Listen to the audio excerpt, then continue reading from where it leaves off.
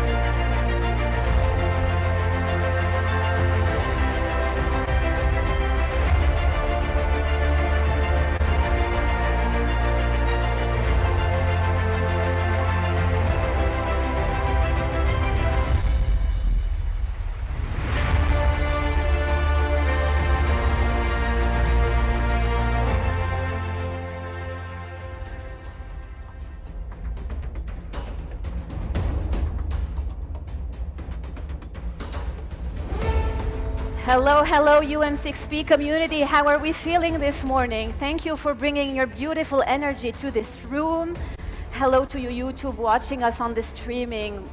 I know you're many watching us on the streaming. Hello to you as well. We'd love to have you here if you'd like to come on in and join us. Hi, everyone. My name is Manal Bernoussi. I'm your host, your MC, your friend over the next few days, making sure you're getting the most out of this incredible experience.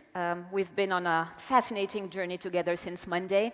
We are exploring the theme of transition this year. We started with mind transition on Monday, and then we moved to a variety of topics shaping our lives and our world. We touched on material transition and also talked about climate and energy transition. Yesterday, we had a bold statement by Dr. Avi Loeb, and we touched on that transition to extraterrestrial life, aliens, which was totally fascinating. And then we also had a beautiful interactive workshop where all of you joined us here on stage, and we were exploring collective intelligence and the concept of putting our minds together to bring some answers to these important questions. We wrapped up the day with a fascinating conversation with Luc Hardy, and we had the privilege to have, a premiere, as our very own private screening of his documentary, Alter Ego, and it was on the topic of cloning. So we learned a lot yesterday. We learned that countries such as Argentina, the US, and also China are exploring cloning for the past 20 years, and we really delved into those hard conversations around ethical issues, the advantages and also the challenges of going there.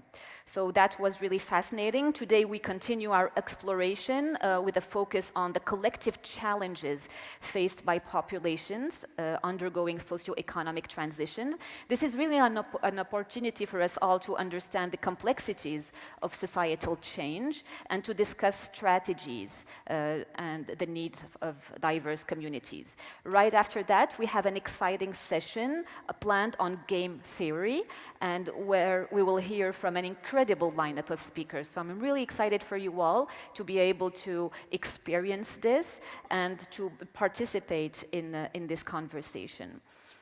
Later today, I invite you all to be here and make sure that you attend the session on digital transition. And here we will ask ourselves questions like, where are the boundaries, between real life and virtual life? All those questions around social media, the metaverse, where are the boundaries and what is happening with that transition in life? So I would really love for you to be part of this conversation and to give us your insight about that.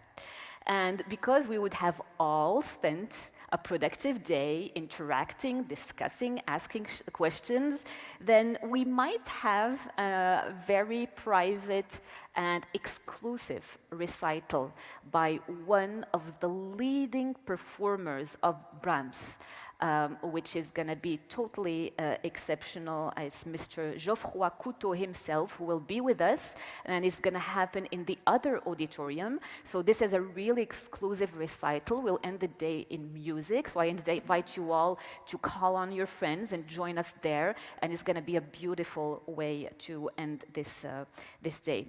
All right, so before we get started, I want us to celebrate the top 3 students that have been playing full out yesterday, interacting on the campus app. I want to remind you all that with your campus app, make sure that you have downloaded that one.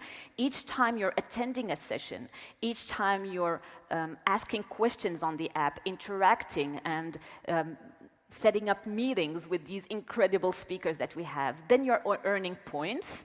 And you have this really cool incentive, which I talked to you about already on Monday and Tuesday, which is an invitation for 2 people in the best restaurant. Believe me, I've tried it here, and it's a gastronomic restaurant, and you get to invite the person you love. I mean, it's Valentine's Day, I'm just saying. So make sure you're playing full out and grab that app, interact, and ask us your question. Right, so the 3 people, and I'd love to give them a round of applause, are Ayman Krisha, Abdul Nasser Hassan Amadou, and Hisham Hboub. Let's give them a round of applause. Thank you so much. Yes. So congratulations to you guys for playing full out and really making the most out of this opportunity. And I invite you all, ladies, as I said yesterday, I want us to bring some healthy competition in here. And I want more names on the top 3 tomorrow morning. Okay, so thank you all for being part of this wonderful journey, and let's make together today another wonderful day, as I'm sure we will. So now for our first session, I would like you please to join me in welcoming to the stage Professor Michael Gervin, University of California, Santa Barbara, as he's making his way to the stage. Let's give him a round of applause.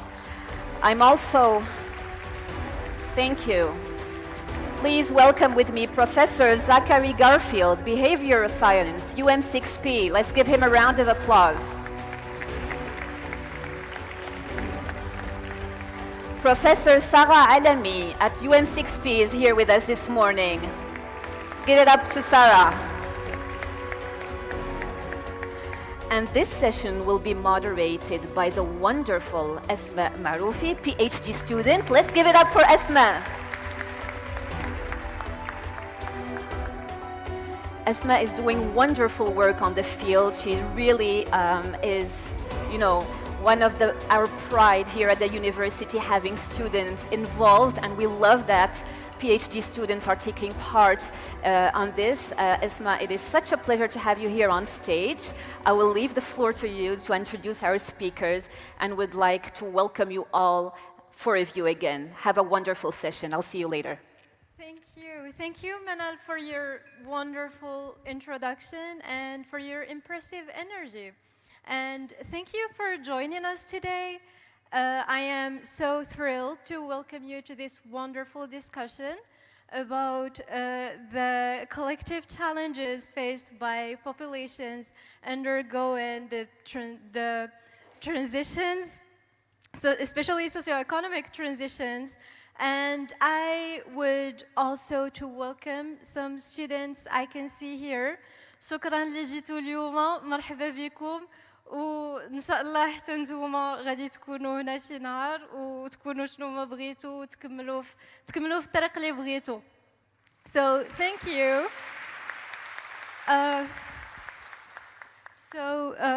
Today I have the pleasure to introduce Professor Michael Gouven.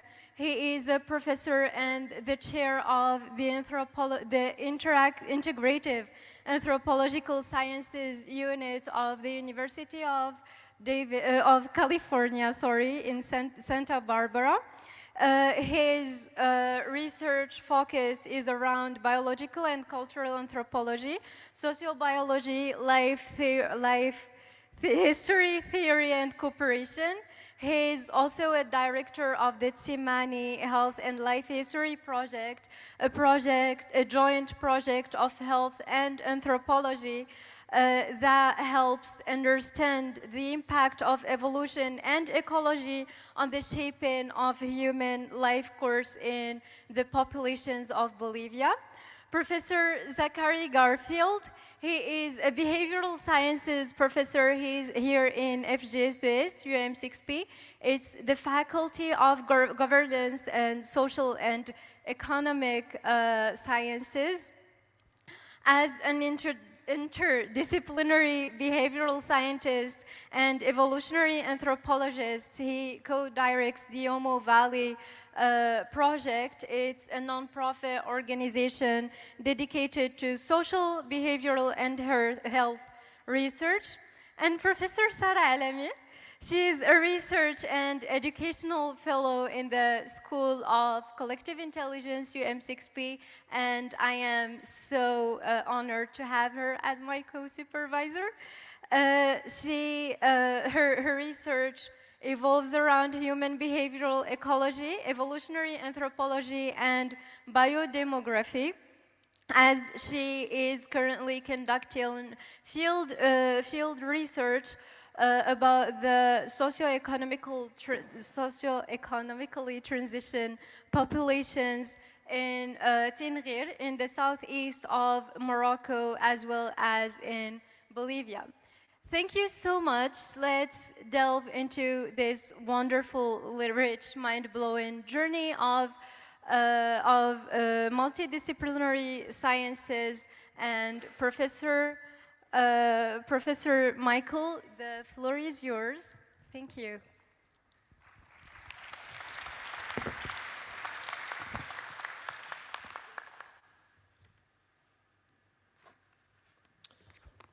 Thank you very much, Asma, and thank you very much for inviting me to this wonderful event.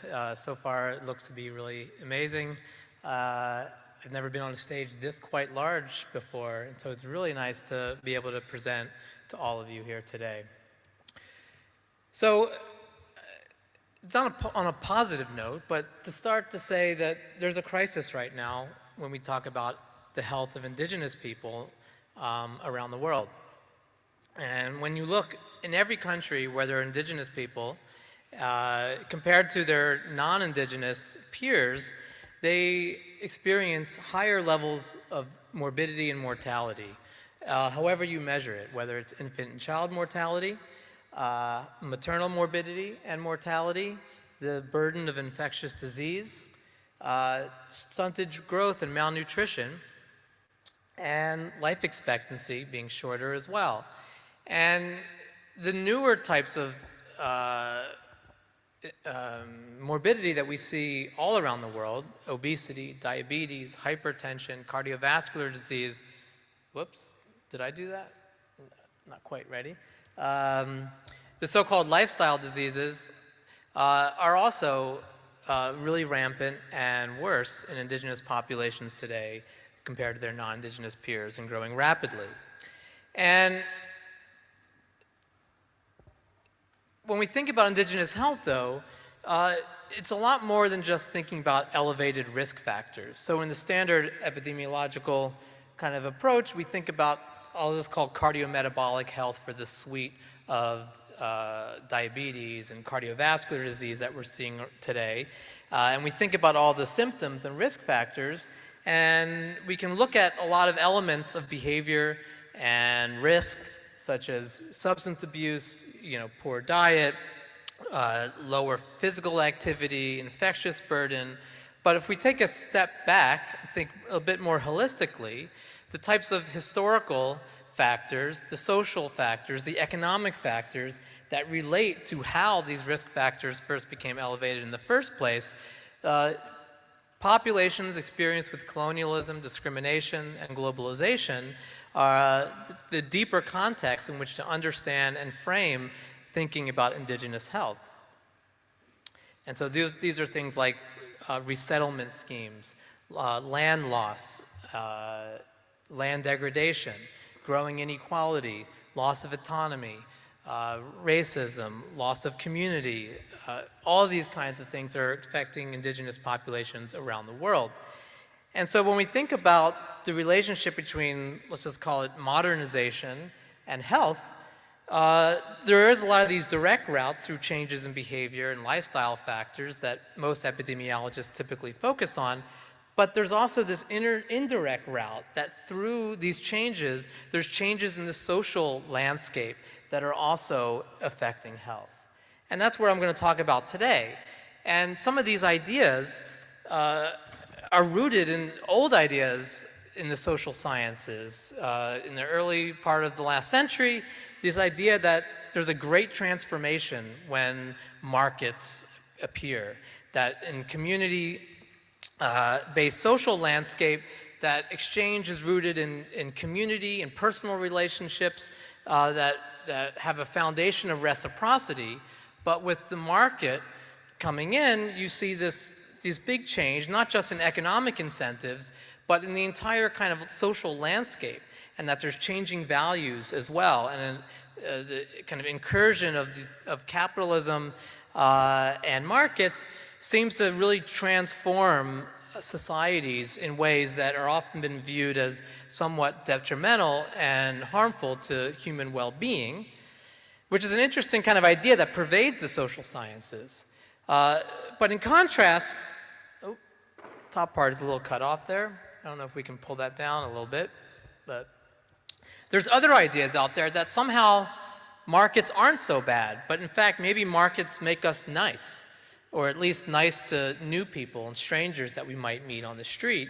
And so, over the past couple decades, a series of experiments and research program looking at the effects of being in a market economy, how that might motivate you to behave more cooperatively with people that you're engaging with that you might not know anything about. So rather than thinking about hostility towards strangers, maybe your opening move is something somewhat neutral or even somewhat positive. And so in a series of economic games, you see more generosity in behavior in more market-integrated communities. So a contrasting kind of view. And just to kind of open up, with a nice kind of anecdotal story from the Dobie Kung that have been widely studied from the 1940s through the 1990s especially, that the population of hunter-gatherers, probably the world's most famous hunter-gatherers in Botswana and Namibia, underwent a series of transformations as they became increasingly more involved with trade with surrounding Bantu neighbors, a big increase in domestication of a variety of animals. There were growing kind of market towns nearby. And so this type of shift saw a big change in Kung society, in the social landscape and in the nature of exchange itself. So just to give you a quote from John Yellen, who was an archaeologist who had worked in that area over this time, he said once these changes were evident, that once the Kung had ready access to wealth, they chose to acquire objects that they'd never before been available to them. Soon they started hoarding instead of depending on others to give them gifts, and they retreated from their former interdependence. At the same time, perhaps in part because they were ashamed of not sharing, they sought privacy. And one interesting aspect, during this period of transformation, you can actually see literal changes in the social landscape. So before the 1970s, you have a community where the huts are very close together, the doors are open in relation to each other, everything is visible out in the open, consistent with a kind of tight social economy. And then in the 80s, during this period of transformation, the community expanded out. There was more privacy in terms of the living arrangements, and animals became more the central part of the community landscape. And there was more buildings oriented towards storage of food and less kind of communal kind of atmosphere. So again, with the incursion of these types of transitions, we're seeing not just changes in things like health, but changes in the social landscape. So with that note, I want to kind of switch back to thinking about indigenous health amid this periods of transformation and give you a sense that it's not this inevitable single trajectory. In fact, the landscape seems to look pretty heterogeneous. So with one of my students, Ayana Sariyadin, we've been compiling a rich history compendium of pretty much every epidemiological study that's been done on indigenous populations over the last century. And not to look too closely at this kind of messy graph, but the part of the point is the mess, that each of these lines here represents different longitudinal studies, and you can see this is just blood pressure, for example. So all else equal, higher blood pressure increasing, more likely you're going to have hypertension, and so that's bad in terms of health. And on average, blood pressure is increasing over this 60-year time period, but you can see that there's a lot of different trajectories here. And it's also the case when you look across different subsistence types, for the most part, there's a lot of variability, and whether you're a farmer-herder, you're a forager, or horticulturalist, there's not a huge amount of difference in your blood pressure. What really seems to matter more is once you're involved more in wage labor and involved in the market, then you see higher blood pressure. And the same thing kind of occurs with respect to thinking about body mass index, which is often used as an indirect measure of obesity. Again, another cardiometabolic risk. Again, the trajectory seems to be upward, but there's a lot of heterogeneity. So with that, I want to kind of zoom back inward and focus on one particular case study. And this is work that I've been involved in the last 2 decades, the Tsimane Health and Life History Project, that along with fellow anthropologist Hilliard Kaplan, we started back in the early 2000s. And this is an attempt to really understand these types of transformations that are occurring and how it's affecting all aspects of health and aging. And so the Tsimane live in the central Bolivian Amazon in South America. And over the past couple decades, with a large number of collaborators in Bolivia, so from physicians to lab techs to Tsimane social scientists that are conversant in their native language, but also in Spanish, and also other folks on the ground that are helping out with this project where we go from village to village with a large biomedical team and social scientists to look at many aspects of behavior, economy, social structure, and health. And on the US and European side, a large number of collaborators, colleagues, postdocs, former students and postdocs who are now faculty, including these two, Professor Sarah Alami and Ed Seabright, who are both blessed to be here at UM6P. Ed's the one on the left, by the way, in that picture. And former graduate students and other colleagues involved in this big initiative to understand what's going on over time. And across the landscape, each one of these circles represents a different village. There's over 100 villages across the Cimane landscape, and they vary spatially, which is sort of like a proxy for thinking about how these changes, these transformations and transitions are occurring over time, but are also occurring across the spatial landscape. Because some villages are very close to towns and roads and schools, and other villages are much further away. And so there's a lot of variability in how much access to markets that people have and how those are changing over time. But traditionally, the Cimane are a subsistence-based population of slash-and-burn horticulturalists. In other words, they farm, but they also fish in rivers and lagoons. They hunt in the forests. And increasingly, they are their life ways are starting to change. One thing that the Cimane might be very well known for, in the media at least, is the conditions of their hearts, that they have very healthy hearts, very minimal heart disease compared to the rest of us. Also very healthy brains, very minimal evidence for dementia, for example, but also diabetes and these kind of cardiometabolic diseases that are affecting the rest of us worldwide. And so a lot of our initiative is trying to understand how that can be, what can we learn, but also is that epidemiological landscape starting to change with changes in the livelihoods. So with missions, there's been incursion of new ideas, new resources, the marketing of different types of local resources for access to money, new schools, new teachers, new colonists. This is actually right here a picture of some Cimane that are thrusting an arrow in the face of some local loggers that were trying to steal resources without paying for them. And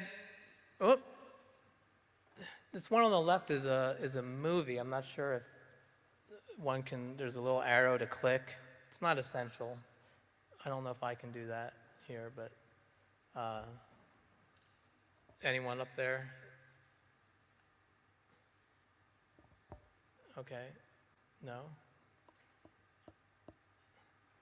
All right, well, never mind. It wasn't critical. But this was just a political meeting, again, showing, Cimane organization and Cimane government that's really organized a lot in the past couple decades, oriented around trying to confirm access to land and territory and resources and kicking colonists out. But then also, and having some meetings here. So very changing political landscape, which is changing lots of things currently in Cimane life. So now, I kind of shifted then just highlighting a couple findings that we've been related to these themes of transitions. First, I'll talk a little bit about the relevance of markets in terms of social behavior, like I forecasted before. I'll talk about market wealth, its role in shaping inequality, and then indirectly through health, and then newer changes that are occurring just even in the last 5 years. So first of all, I'll say something about the traditional Cimane exchange economy. It's very multifaceted. Whether one family shares with another family, we see this significant signal of in-kind reciprocity, consistent with that notion that sharing buffers risk between families. So that in the absence of kind of banks and insurance schemes, there's these informal schemes through social behavior for buffering against a variety of different types of risk. And it's not just the exchange of meat for crops, but also exchange for labor. helping out with childcare, helping out when there's sickness or other types of disabilities. And so we see this kind of natural form of trade, this exchange economy, under the more traditional Tsimane system. And we've been doing this through lots of detailed measurements over time across many households and communities. I'm not going to go into the details of the statistical models, but in a way that just shows that this is very vibrant and intense in Tsimane communities. And this is a good example of the type of ways in which societies have, non-industrial societies, have buffered risks through the use of cooperation. So in one cultural study of almost 100 non-industrial societies, strong evidence that customary sharing of food and labor beyond the household are cultural universals, and that societies subject to more resource stress share more frequently, and that the more frequent and intense the resource stress, the broader the scale, both geographically and socially, of the sharing customs. But sharing isn't the only way to deal with buffering risk. So when there are alternatives available, such as storing food, or through animal husbandry, or through trade, a lot of times we see people going those alternative routes rather than relying on other people.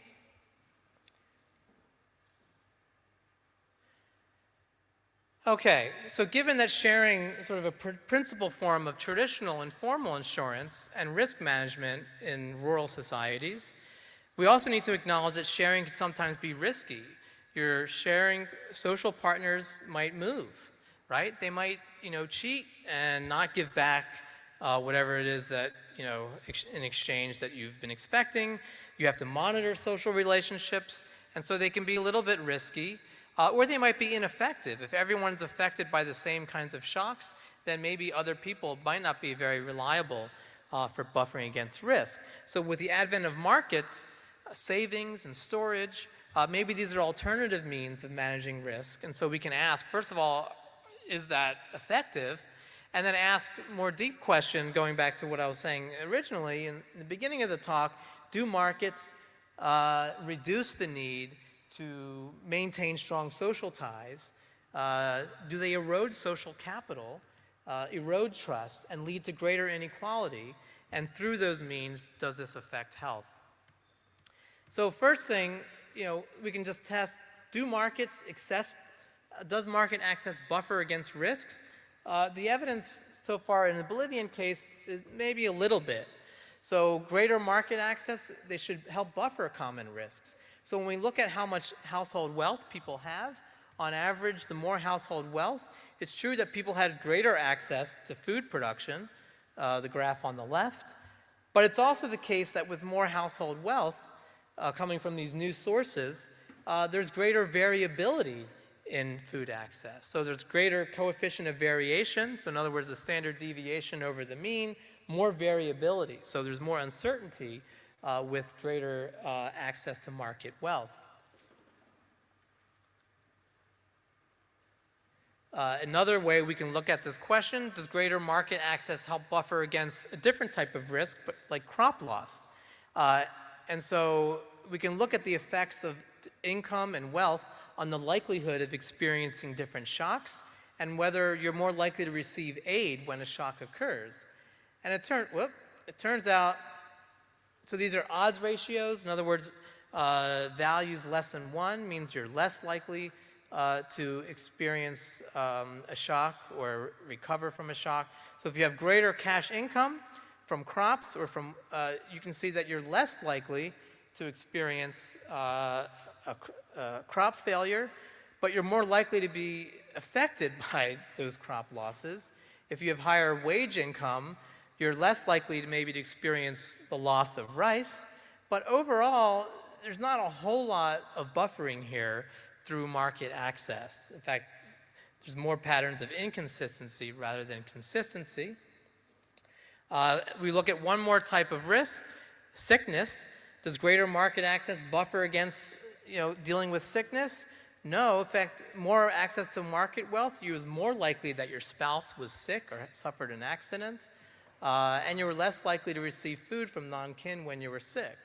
So, again, most results sort of inconsistent that markets aren't really helping to buffer against another type of risk. And so when we look at the relationship between market investments and social capital, interestingly, contrary to the transformation of the Great Society, we don't see that market seem to be eroding social capital. We have with 4 different kind of metrics of gauging the social economy. So how many different sharing partners you might have, the depth of the sharing relationships, so how much you rely on others for food, whether there's reciprocity, how much I give to you depending on how much you give to me, or the intensity of my relationship with other individuals. You would expect with markets that those might all decline. But we actually find that either the opposite relationship or no relationship. So in other words, those more involved in markets don't seem to be disengaging from their traditional sharing networks. In fact, if anything, those who are more involved in the market have enhanced sharing networks. So just to illustrate this, those with more household wealth tend to have more sharing partners, and they tend to be giving away a larger share of their resources. These are that gold line is sort of a population average, but if we look across villages, they have similar relationships, but there's quite a bit of variability across villages, which I'll return to later on at the talk. And so there's no evidence of a trade-off either, like with more material wealth, lower, investment in your social networks. In fact, again, those with greater material wealth have a greater relational capital, operationalized here as food and labor sharing partners. And one last thing to show you, those who are more schooled, have more formal schooling, if anything, they show a steeper relationship here. In other words, they're able to obtain more relational capital per unit of material capital. So again, inconsistent with the trade-off, but anything that there's greater social capital here with people who have a stronger toehold in the market. Okay, so switching to then inequality, this here is just a nice graph that shows how much total material wealth, when we're looking at the bundle of everything in a household, that Chimane households have. Just to put a number on it, that's about like $6,000, at the Chimane richest 1% here.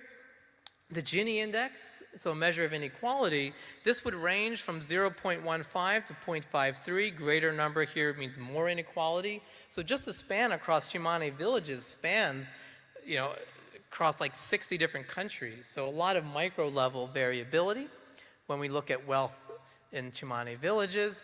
And these are just illustrating on maps showing that across the spatial landscape that there's a decent amount of variability in how much inequality there is in relation to location near towns and other areas of the Chimane territory.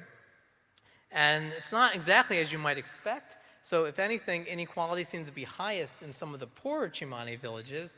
But when you think about it, the first person to get a cow, that's all the wealth is concentrated in one family. And so you see large amounts of inequality in the beginning, and as mean wealth starts to increase, you see decreases in inequality, and then maybe increases as wealth becomes even more concentrated. This is the so-called cousiness relationship.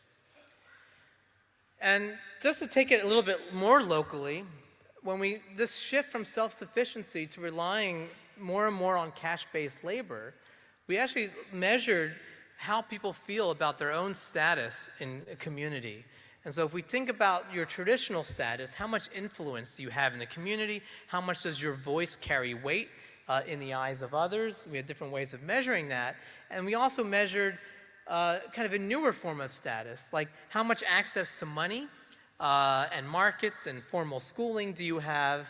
And we asked people to kind of see where they situate on this kind of ladder. So for something as slippery as status, we use a sort of slippery measure to say, do you feel that you're on the top rung in your village, or are you sort of on the bottom rung? And what we find is over half of people think that their level of status on both of these dimensions, the traditional dimension and the novel dimension, are fairly similar.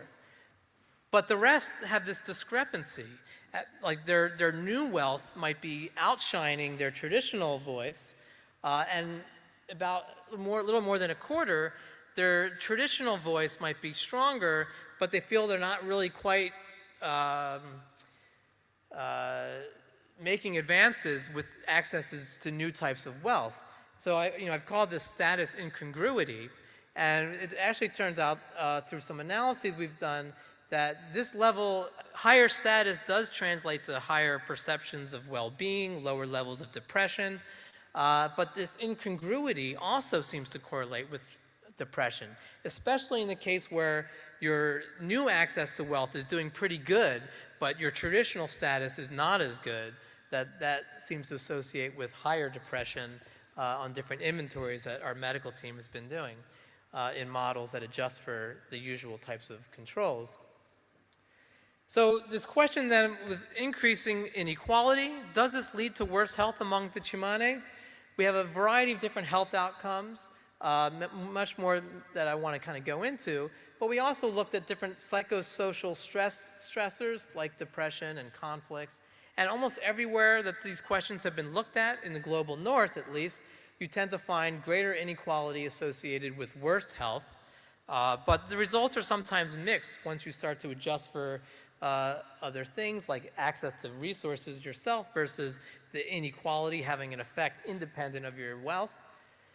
And so when we look at these questions, we do find that wealth in itself is related to health to some extent, particularly blood pressure. So people with higher wealth in their community and people in wealthier communities tend to have lower blood pressure, but we see no difference in terms of infection risk or respiratory illnesses. And these differences do translate to something meaningful, which about a 10% difference in cardiovascular disease risk across lower to higher wealth, which is nothing to snooze about. So we do find blood pressure being higher amongst the poorer, and the other associations are negligible. And then when we ask about inequality itself, it's related to some health outcomes, but in the opposite direction, right? So being in a village with higher inequality tends to associate with higher levels of blood pressure, so a higher risk of hypertension. And that's independent of your individual access to wealth, independent of being in a wealthier village itself, but just adjusting for all those things, being in a village where there's more inequality seems to create more stressors that are increasing blood pressure risk and also increasing the risk of respiratory infections. So a threefold higher risk of respiratory disease. We don't find any evidence that inequality is related to psychosocial outcomes. In fact, if anything, we see fewer non-social problems. So in other words, less food insecurity, less debt, less illness overall in more unequal villages, which is not consistent with what you typically find in other places. And so when we try to do a formal mediation analysis, in other words, are the effects of wealth and inequality on health, are they all being mediated through these different psychosocial aspects? We actually find that wealth itself is related to some of those psychosocial aspects, but the effects are not sort of mediated indirectly through to health. So all right, to kind of wrap up things here, modernization has led to greater inequality in Tsimane context. And those with the high traditional influence seem to be better positioned to obtain new forms of wealth. So it's not an alternative route to wealth or status, but those who are kind of richer in the traditional sense are now becoming richer in the newer sense with the transition in the socioeconomic landscape. But the market access is still relatively weak and relatively in its beginnings, just a toehold. And in that initial phase, it doesn't seem to be effectively buffering against the common shocks, nor is it helping to facilitate recovery. In fact, if anything, it might be introducing new risks that weren't there before. And so it doesn't seem to be eroding social capital, social connections, or reciprocity networks. If anything, wealthier adults in the newer landscape seem to have greater relational capital, more food-sharing partners, more labor partners, and they're relying a little bit less on those people to meet their daily needs. We also see strong evidence of cultural resilience in the Chimane context. Social ties, remember, are useful for other forms of managing risks that markets don't protect against. And networks of allies are necessary for other things that don't have anything to do with just making sure there's enough food on the table. So social capital is still really important. And this kind of goes along the lines with what we see in almost every social animal, that social status, community really seem to matter for health, and that social structure goes a long way in producing and generating insights into thinking about health, and that aspects of trust, belonging, and community and family are really important for well-being in the broader sense, not just when we think about physical health symptoms. And so far, these inequality health effects are not so strong in the Chimane case, or consistent as you see all throughout the global north, but we do see some initial health effects, even in a relatively egalitarian setting of the Chimane communities. What we did see is effects on respiratory illness and blood pressure. I didn't get too much into it, but villages vary a lot in how markets impact social behavior and health. Much of the village level variation is unexplained. So the ways that local culture can be very important for managing new types of wealth and how people deal with it and how it affects well-being is really critical. And so blood pressure, most effects we saw were on blood pressure, and those types of changes might have had little consequence back up through like 2010 when we did a lot of these studies where there was very little hypertension, but it might foreshadow problems given even more recent changes in the economy and lifestyle. So, the tip of the iceberg we can see, but there's that whole bottom part of the iceberg that we can't see that just in the last couple of years has been changing. There's been further changes on the horizon. In the last several years, there's now electrification, so electricity in a lot of Chimane villages. There's stores, there's roads. Chinese have been contracted to build new roads, highways that are now reliable. These roads don't fall apart every time it rains, and so the access to villages is much better than it ever was. There's outboard motors, these small what are called peki motors that makes transport across the rivers much easier than before. There's cell phones now. So now you're not just, people are using Facebook and social media. Chimane are not just comparing themselves across Chimane within their own communities, and not even just Chimane across other communities, but across broader areas of comparison that can be affecting well-being now and in the future. And so this just hot off the press, done a couple days ago with a new graduate student, Tianyu Cao, showing that just in the last several years, we are seeing increases in obesity, in hypertension, and in diabetes that we didn't see before. 4 to 5-fold increases over the past 2 decades, especially a lot concentrated in the last 5 years. Now you might say, well, but aren't these sort of the afflictions that happen when you're wealthy, when you're doing well, the diseases of affluence? So isn't there a positive interpretation of that? That might be the case, in theory, but in practice, yeah, it is true that mortality overall is declining, but people's well-being isn't necessarily increasing in suit. In fact, this is just one example that with greater colonization, greater access to roads, others coming in, and overpopulation, both from the Chimane, fertility is quite high. So the growth rate is almost 4% in Chimane communities per year, and others coming in through a variety of reasons. We're seeing that access to traditional resources is suffering a lot just in the last 5 years. So this quote from this family, there's not enough food, the land is too farmed, the animals hide far away. I worry my children and their children will be hungry. At the same time that we're seeing all this increase in market access, and we're probably going to see more reliance on markets and wage labor and selling crops in order to gain access to resources because the traditional means are starting to disappear. And so this kind of forces us to really think broadly about the decisions at the crossroads right now for thinking about not just health, but overall well-being as communities are starting to face the reality that they are currently involved in. And what degree is their agency in affecting this change? We saw massive heterogeneity on the broad scale for how changes in the socioeconomic landscape are affecting health. So it's not inevitable that all things have to become worse.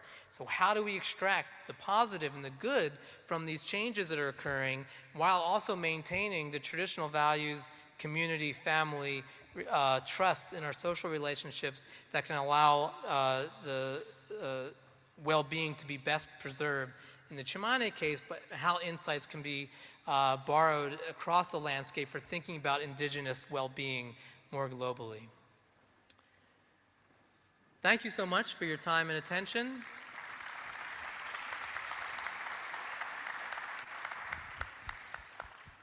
Thank you. Thank you, Professor Guven, for your very insightful, impressive, and at times highly counterintuitive intervention. And it was a very nice trip to Bolivia. And now we will travel to Ethiopia with Professor Garfield, and we are very excited to know more about your perspective and how did the Omo Valley population react with the transition. Thank you. Thank you, Esme, for the introduction, and thank you, Professor Gervin, for the great talk preluding the session. I'm going to talk about survival and transformation now, and market integration among rural indigenous communities, like we saw among the Chimane in Bolivia, but in East Africa and among pastoralists.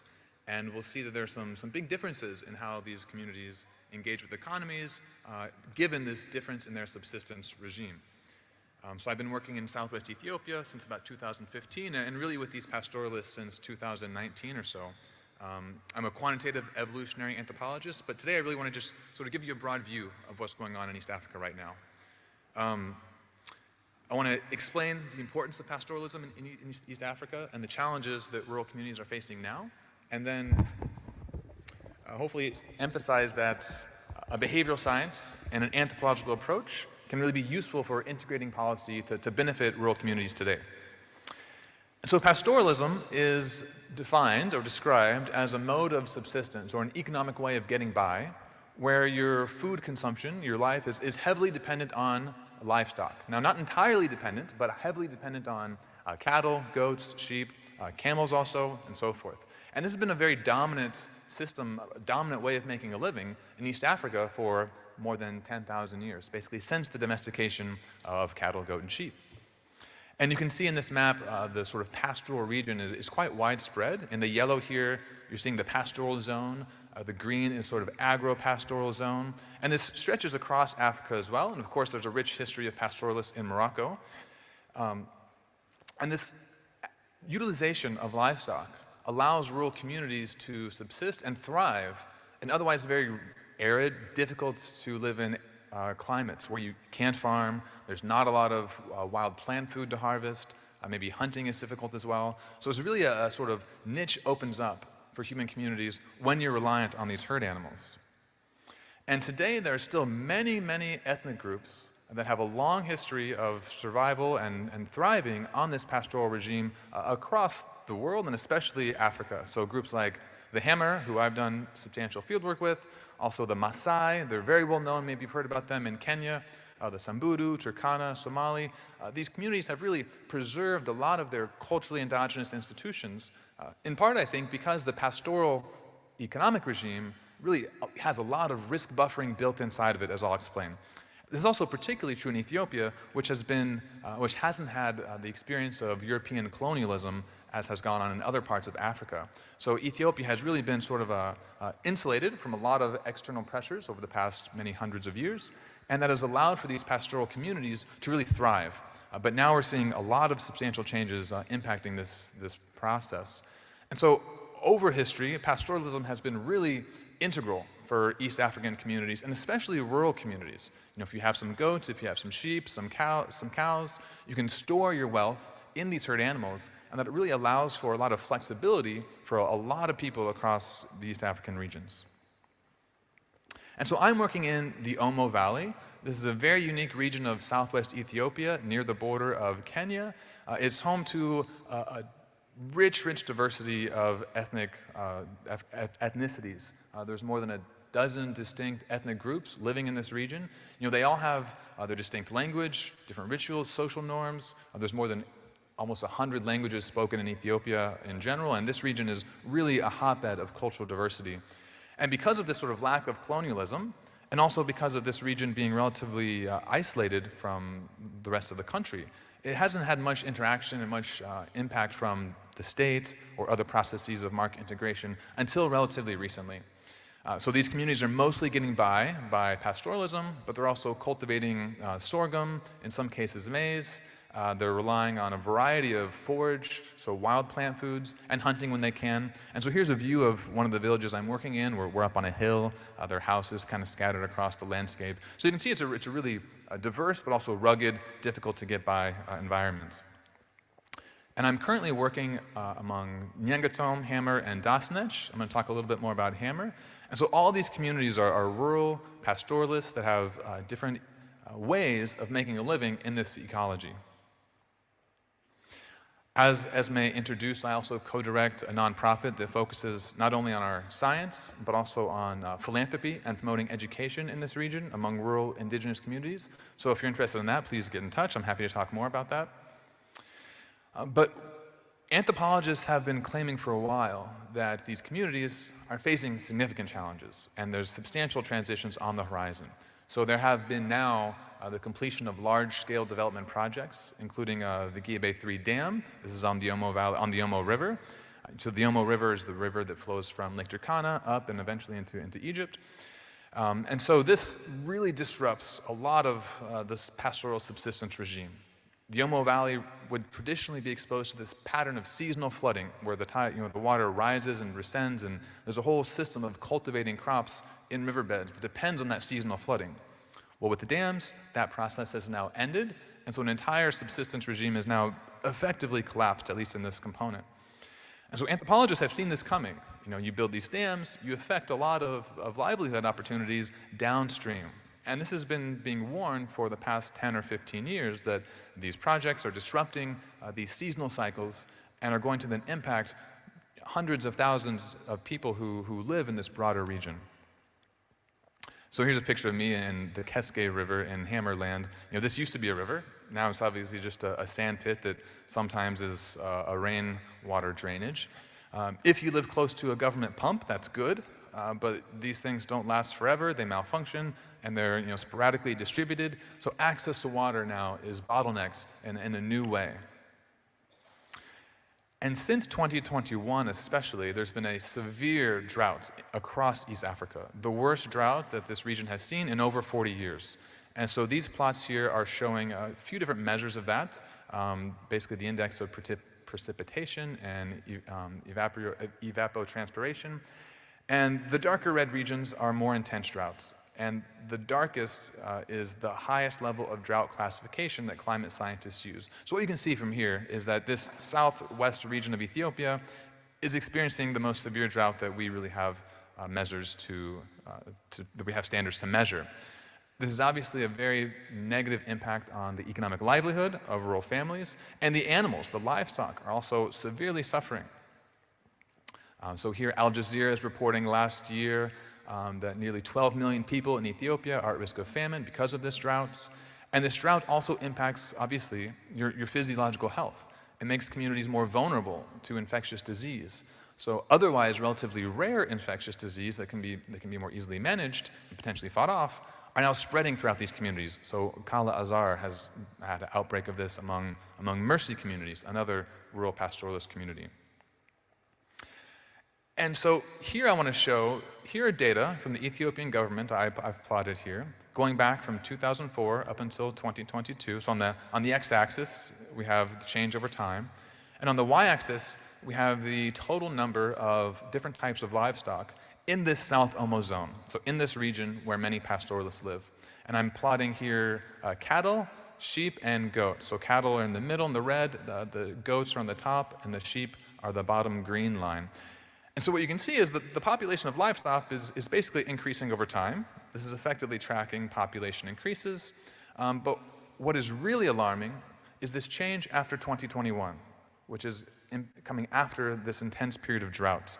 So what we see is that the cattle population dropping about several thousand heads of cattle, just disappearing practically overnight within one season. The sheep population is also substantially impacted. Goats increases. Now, I can't say for sure causally what's going on here. It could be that people are importing goats from other regions as they know cattle are having a hard time. But what is really alarming is this big drop in cattle, back down to almost the levels of cattle 5, 6, 7 years ago. And so, pastoralism has been this sort of cornerstone of East African societies for a very long time. The whole social structure, the whole way of thinking and being and interacting with your family, your friends, is all centered around cattle. And anthropologists have called this a cattle complex, which means that the social and cultural lives of these communities all revolves around cattle. Not only are they dependent for your nutrition and your livelihood, it's really who you are. It's how you situate yourself in the world. And so the challenges that communities face today are really unprecedented. They have been building for several years, but now this sort of new level of climate change is making things much more severe and pushing sort of these transitions to market economies and away from more culturally endogenous subsistence regimes. Now, many of these communities also have a long history of intergroup conflict and warfare. So, there are warrior classes, they go on cattle raids. If you can steal a lot of cattle from a neighboring group and get away with it, that's a huge benefit to your family, to your community, and so forth. And so as the cattle population is declining, and as environmental pressures are mounting, this raises the incentive for intergroup conflict. Now, the government has been relatively successful in pacifying intertribal warfare in this region in recent years, but now with these new pressures and these ongoing transitions, these pressures from intergroup conflict and violence are remounting. I was there last year, and there was a huge raid of several thousand cattle from Dasenech to Hammer, and it's a big mess. The government gets involved, the elders get involved, they try to resolve these conflicts so killings don't sort of continue, but it's a major threat. Now, at the same time, these agricultural expansion projects are impacting the grazing lands of the pastoralists have available to them. So there's a trade-off in that the transition to providing a more stable resource base based on maize or other cereals is then sort of further reducing the pastoralist's ability to get by and for their livestock to flourish. And of course, climate change is reducing the ability to provide adequate water and resources, and it's really threatening this pastoral system in a new way. So it's sort of coming from all angles here. The development, the government also has an incentive for pastoralists to be settled, to sell their cattle, to get that money in the national economy, and then climate change is coming along too and just making it a really, really difficult time. Now, there's also a sort of, like I mentioned, this push to commercialize the pastoral subsistence regime creates an incentive for individuals to potentially sell cattle. It also raises the value of potentially cattle raids. So I think as this pastoral system is really being threatened, there's sort of a scramble to think about how individuals or communities can best benefit from resources that are available and potentially translate them or liquidate them into other viable assets that might have a bit more stability in the long term. So we have been collecting data in these villages the past couple of years. I'm going to show you just some very basic data from one Hammer community based on self-reports on individuals indicating some things about their interaction with more market-based economic systems. So we've asked people, do you have a bank account? Do you have a cell phone? Have any of your children gone to school? And did you vote in the last election? And what you can see is a lot of these measures between 2019 and 2022 have increased. On the bottom, you see the number of children who have reported attending school. Now that hasn't increased. So a few more people have cell phones. These are just the basic cell phones. There's no smartphones in these communities yet. More people have bank accounts. So there have been now bank accounts opening up in this region, bank branches. People are voting in the local elections a bit more. But there's no school attendance. And so, one transition away from the rural subsistence regime is going to be through education. But this sort of access to education is very much lagging behind other paths to integrate into the market economy.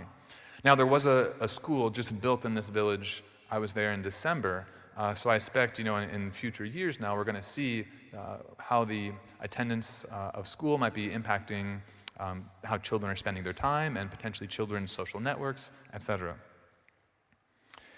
And so I want to claim that anthropological research and behavioral science research in general really is a benefit here because it can offer insights into the pastoralist way of life and sort of reveal the way pastoralists have adapted to dealing with harsh environments over millennia. So, these communities have all sorts of what we can call culturally evolved technologies that have facilitated them thriving in these harsh environments. Now, the level of harshness is rising here, but if we want to devise policies to assist these communities, we need to do so in ways that are more consistent with their culturally endogenous systems. And there's often this disconnect between policy decisions, the way they're designed, and then the realities of pastoral life on the ground. And if those policies are not designed in a way that the local communities can effectively use them, it risks their failure, for one. It also further marginalizes communities by failing to integrate them into these processes that really affect their livelihoods. And so I believe that informed policymaking that sort of integrates this anthropological insight and that works with local communities, trying to prioritize their values and their insights, is really the best way to promote resilience and development among these communities. And there are some interesting ways that these communities have for getting by. We can learn a lot from them. The Borana pastoralists in Ethiopia have this whole system of indigenous wells that are managed. Now, they've actually lost the technology to build these wells. Today, they're not really known, but the ancient, their elders, previous generations, constructed these wells. Here we're seeing some aquifers and depression wells, and they're managed in very systematic ways. So they have a culturally endogenous natural resource management system for maintaining access to water. Another example common to East African pastoralists are very complex social structures. So, we have our biological family, but there are also social ways we're linked to other individuals. These communities usually have a clan, which is associated with your patrilineal relatives, but then you're linked to people in other systematic ways as well. There might be age groups, which are groups of individuals born at a certain time. There might be regional territories that link individuals to a specific territory for resources, and then these groups intersect. And what that does is it creates interdependence between a wide variety of individuals, but not everyone, and it patterns the nature of cooperative relationships in a way that facilitates good resource management. And so if we can incorporate these endogenous social structures and understand how they work, I think that can be much more effective for helping these communities navigate the pressures they face today and facilitating their future transitions, how best they see fit and how best can facilitate their well-being. And so I kind of want to close by saying, integrating pastoralism into these sustainable development goals is going to require this community-led solutions and this sort of inclusive dialogue between rural communities and behavioral scientists. Now, there are a lot of success stories about using community projects, community leadership to pull this off. So we need more of that as they address the contemporary challenges they face. And really, the future of East African pastoralism is going to hinge on this approach. Can we ensure their economic viability, also facilitate their cultural preservation? Because these are very culturally conservative communities. They're really proud of who they are, their ethnic markers, their ethnic identity, their rituals. This is essential for their well-being. So we need to preserve these culturally endogenous features that allow them to have a sense of pride in the world as they go through these market transitions. And so with that, I thank you very much and look forward to your questions.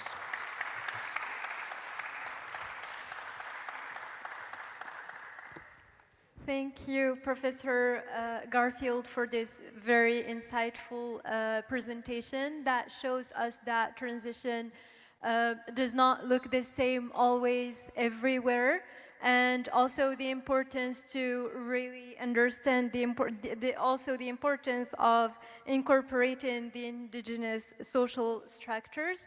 Now we will ask Professor Sarah to tell us more about the populations we assume to know better, which are in the High Atlas and southeast of Morocco. Thank you, Professor Sarah.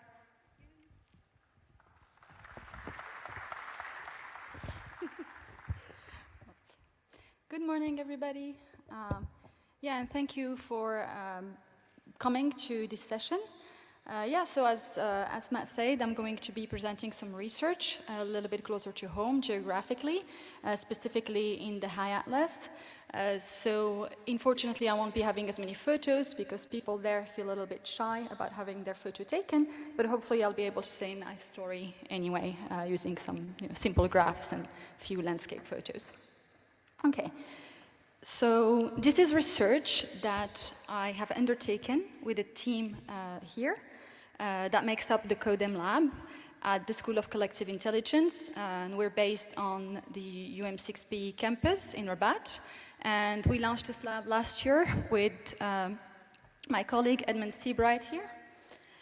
And today I'm going to be talking about the challenges faced by people in the High Atlas, and specifically the way or the role traditional systems of support help people face these challenges. And thankfully, Mike just gave his talk, and hopefully after his talk, you're now very well aware that the humans are a very and uniquely cooperative species. And although we tend to think nowadays that cooperation is maintained in the form of formal institutions and organizations, we know that social support most often involves informal networks of exchange, so informal networks of exchange and reciprocity. And when we talk about social networks, what we mean as social scientists, it's not necessarily these digital networks that we are very familiar with, so digital platforms like Twitter or Instagram or Facebook, but rather the actual, the literal networks of individuals who form ties or relationships with one another. And they do that by exchanging resources or information, support, etc. And we can represent these networks graphically, and like this. So this is an example. And in this example, so the little circles here, they represent people.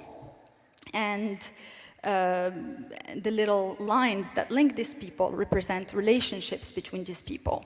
And so these relationships can be of varying nature. It could be people you turn to get a loan, for example, or for food sharing, or along various dimensions of interest.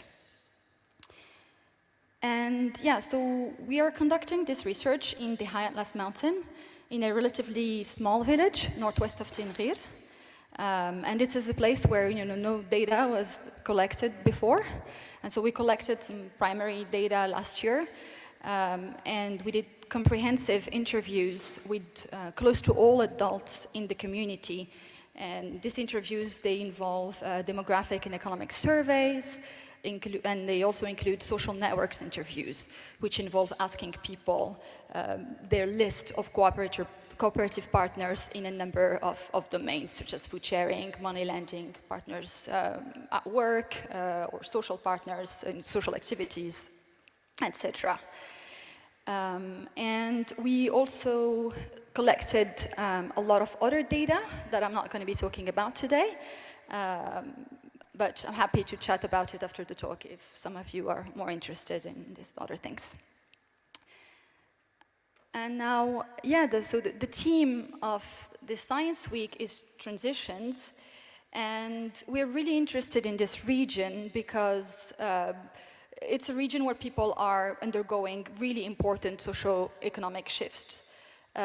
It's, to this day, home to a lot of pastoralists, so a lot of nomadic pastoralists, and who are increasingly settling down. And our study community is one that is largely composed of either people who grew up themselves as nomads or whose parents in the last 2 or 3 generations or grandparents have settled. And this process of settling is ongoing.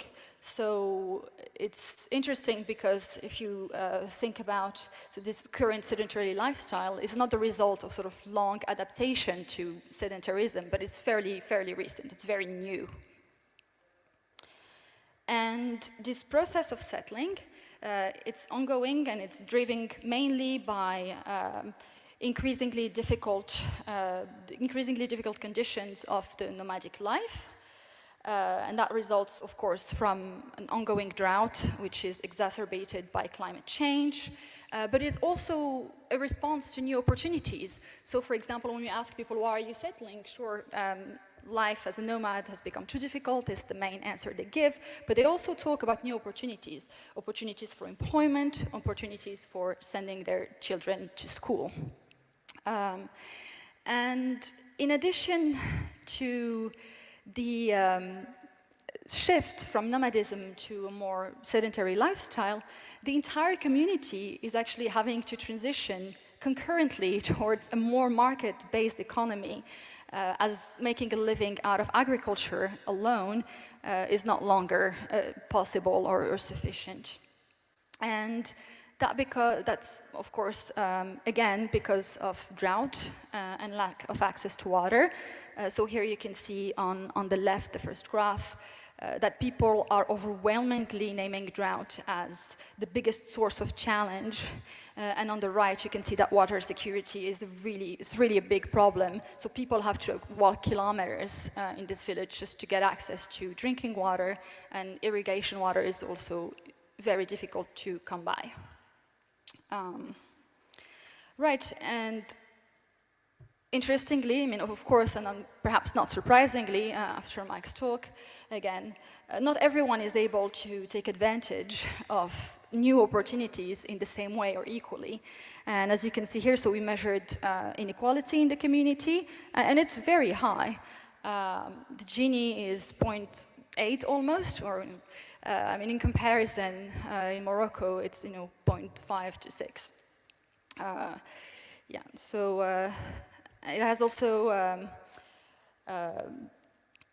other consequences. So young people in the region, in the village, they've only really recently been able to take advantage of educational opportunities, and women in particular, they've only been able to start going to school in starting the late 1990s and increasingly in the 2000s and even more in the 2010s.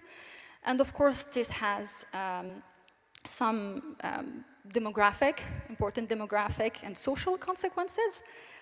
So this is an age pyramid of the population. And as you can see, so men in their 20s, they're mostly leaving the village.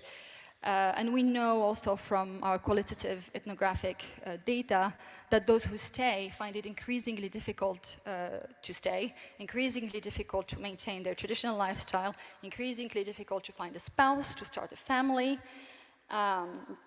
And that sometimes can lead to some resentment towards rapidly changing gender norms and the fact that women are getting more educated.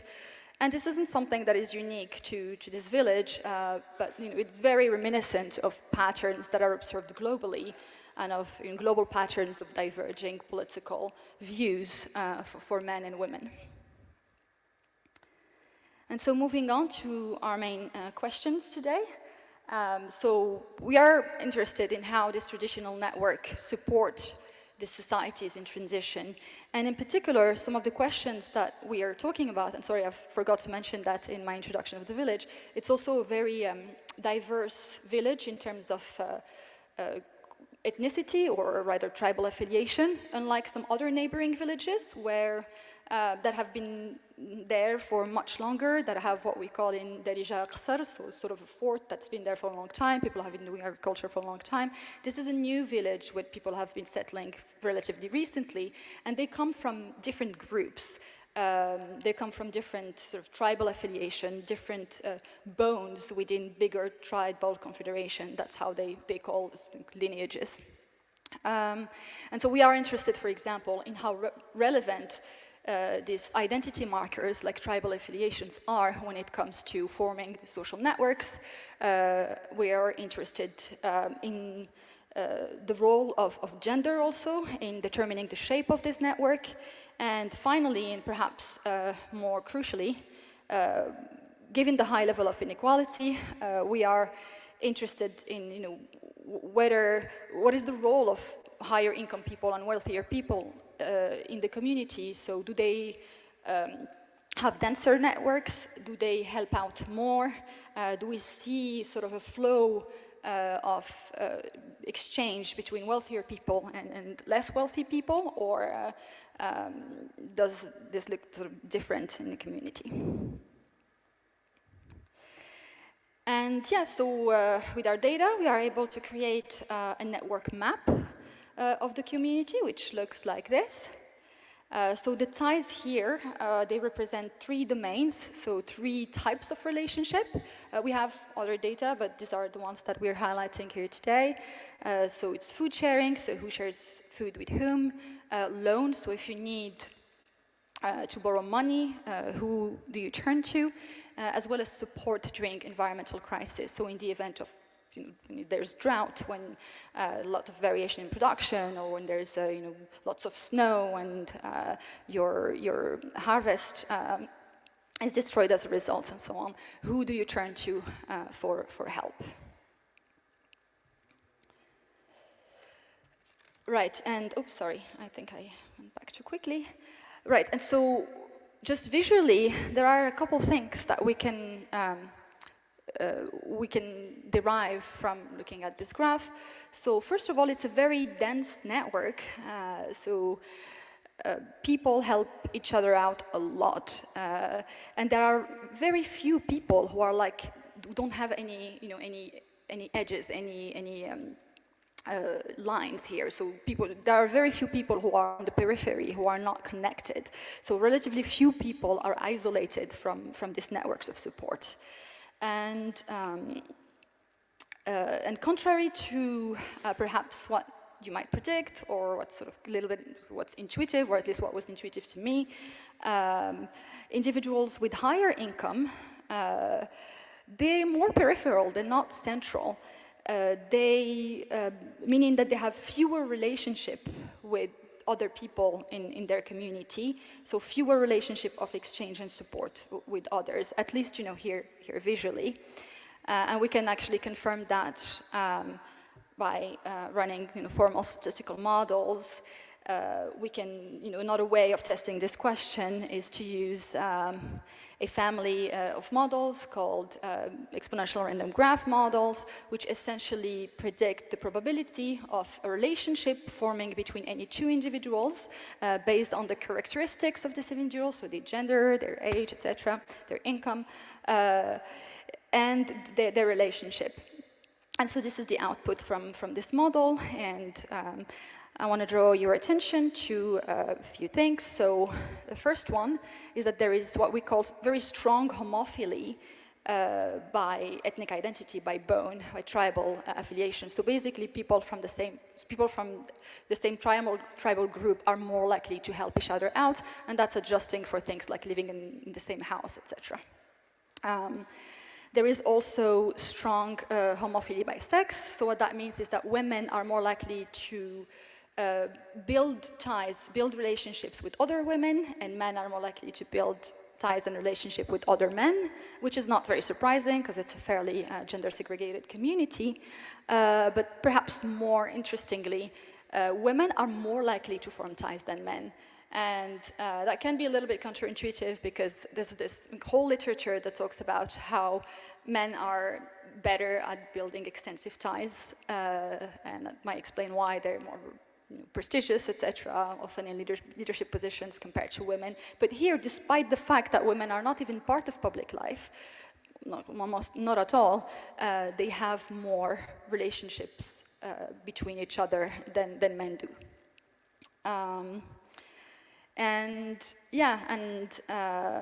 As you can see, so higher income individuals are, that's confirmed, less likely to form ties. So there's no evidence that ties are more likely to to form between individuals of different income brackets. And what does that mean? And sort of trying to answer these questions we have. So why is, for example, something like tribal affiliation important? Well, I think it has to do with the history of how people settled. So when people decide to settle in the village, they don't choose a village randomly. They often go pick a place where they have, for example, a commercial relationship, or they already have, a brother who had settled here, or an uncle, or some family member, or somebody from their group. They may not necessarily be related to them, but somebody from their group who might provide support in those early days. And in fact, it's very interesting when nomads settle in this village and their tribal group is not represented. They do a official sort of like adoption ceremony, which they call saber, like in Morocco, when the baby is born, you name the baby, and becomes part of the family, and so on. It's the same thing, and they join a pre-existing group, and that comes with obligations of sharing and the expectation that they can turn to other people from that same bone for support. Now, what is the role of gender in these support networks? The fact that there is high sex homophily is not surprising. Very gender-segregated community. Men and women engage in very different activities. Women do the bulk of agriculture. Men are more likely to engage in wage labor. They get married and have a family life together, but in their daily lives, they may not interact very much otherwise. But the more surprising results was that women were more likely to form ties than men. And that can be possibly explained two ways. Well, first, men, because they engage in wage labor, they have the opportunity to form ties outside of the community in a way that women don't. So that's one possibility, and they may not, rely as much on these local networks relative to women. And then the second explanation is that women are more in need, really. Women have very little access to cash. If anything were to happen, if you had a kid who's sick, or if you ran out of food and your husband was away, for example, you don't have much choice but to turn to your neighbors or other community members. What I think is perhaps so far our most interesting result is that there is no evidence that wealthier individuals are more central to the network. There is no evidence that income differences drive ties. So wealthier people are not helping, higher income people, which in measure wealth is not here, do not help lower income people. And on the one hand, if you're higher income, you don't necessarily need to, you're okay, you don't necessarily need to rely on lower income people. And perhaps because you have a more extensive network, and usually wealthier people here, they tend to have higher paying jobs, they may have other ways of buffering risk also, other than, not only in terms of who their social ties are, they may know more people outside of the community, for example, but they also have access to things like banks and savings and microcredit and all sorts of things that allow them to buffer risk differently. And really the conclusion here is that in this context, at least, it is people in need who are more likely to support other people in need. And that has broader implications. So, for example, what happens to these people when these traditional networks become eroded? What happens? And that, this is very big part of our research going forward. We're also interested in other things like consequences on health as well, which we're hoping to collect some data on that in the future. And to also help answer this question, we are hoping to collect data in neighboring villages, as well as nomads who have not settled yet, and neighboring villages that have a longer history of agriculture, that are more established, to kind of look at the role of culture and sort of cultural history in facing these transitions. And with that, I want to say thank you very much. Thank you very much to the audience, to the organizers, to all of the people who are part of this project, and and our funding sources, of course.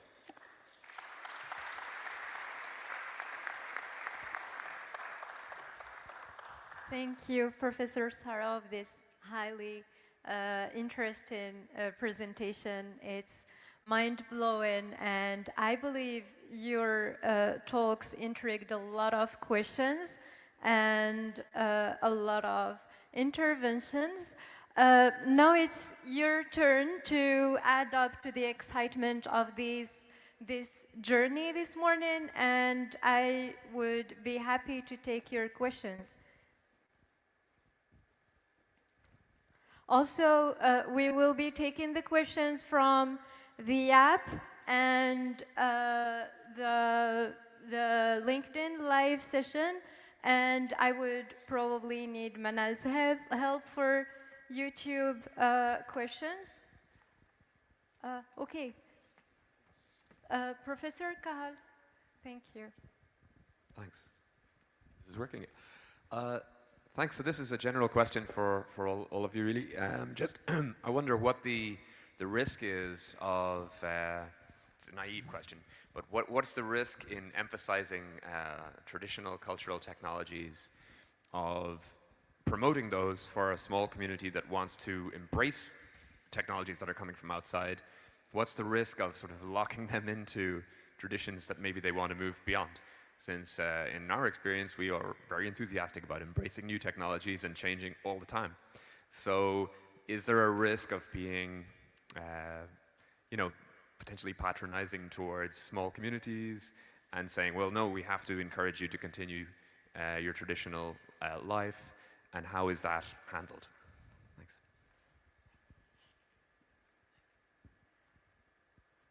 Thanks. I'll jump in here. Great question. And first thing to say, I think sometimes social scientists, maybe even anthropologists, get a bad rap for like trying to preserve the status quo, preserve cultures and things like that. And anthropologists, today, they're working together with indigenous communities, indigenous leadership, and these choices are not made kind of jointly, but indigenous folks themselves have agency for how to best kind of glean the positive aspects of change, combined with aspects of traditional culture. And people are certainly aware of changing norms and changing circumstances, and I think there's not an easy answer, but no one really wants to entertain, an anthropologist pointing their fingers and saying, no, cell phones are bad, or you shouldn't have vaccines, or you shouldn't have access to health care, or that you need to preserve some status quo. I think those ideas kind of linger out there, but I think the key idea is trying to at least provide some insight from, there's a lot of case histories where things have gone bad, and so just trying to kind of work together and maybe highlight different potential avenues with indigenous leadership so that people can make their own informed decisions to, again, try to get the positive aspects of change and try to minimize some of the culture loss. But cultures change all the time, and so culture change itself isn't necessarily bad. But yeah, I think those are great questions for how to kind of navigate and negotiate those types of changes. I would support everything Mike just said. One other point I might make is sometimes I get questions like, why are anthropologists needing to be or assuming to be some sort of cultural brokers between rural indigenous communities and the outside world or something like this? And I don't think anthropologists often see themselves that way, but I think people often might overlook the fact that a lot of these rural communities are extremely marginalized. Sometimes they've been subjected to genocide or other really intense conflicts. And sometimes the anthropologists are some of the few individuals from the outside who have spent time with the communities, that have some understanding of their social structures, their customs, and their values, and can sort of be a liaison between maybe the government or NGOs or other bodies that have also are stakeholders and have some vested interest, but don't really engage with communities on a sort of equal footing way. And I'm not sort of condemning the government or NGOs for doing that. They just have different processes. They also have other constraints, and sometimes they're not able to really take the perspective of rural communities. So I think Mike made a great point, but I think that the goal is just to help those communities have their own values and their perspectives and ideas integrated into any ideas about policy change. Yeah, thank you. And I mean, if I may add to that, and by saying that when we study these populations, of course we do have an impact whether we like it or not, and that happens. Might correct me if I'm wrong, but the Chimane Health and Life History Project, for example, is one of the very few ways Chimane and other populations, neighboring populations like the Moseten, can have access to healthcare.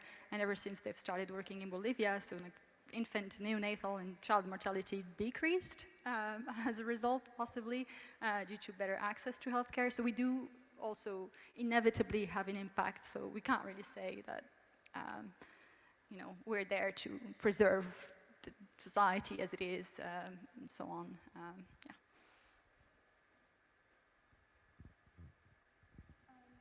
I think we will take now questions from YouTube and the application. I think this question might be more directed to Professor Garfield regarding the diversity of the language landscape of your field. It says, how do you handle issues regarding language barriers between you and the participants, bearing in mind that communication and language takes a key role in the adequate understanding and execution of the research? This question is from Sanda Taiwo. I hope I pronounced your name well. That's a great question. So,